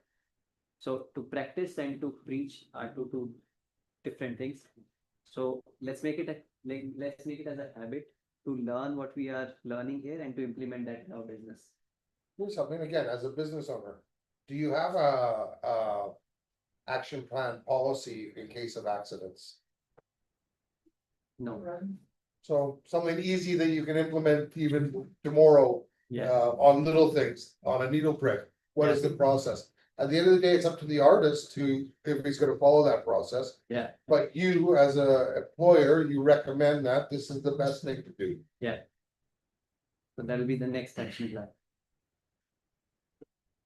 And even when you're talking to diseases and things like that, fibromyalgia is another big one. And then we got a friend that has MS and,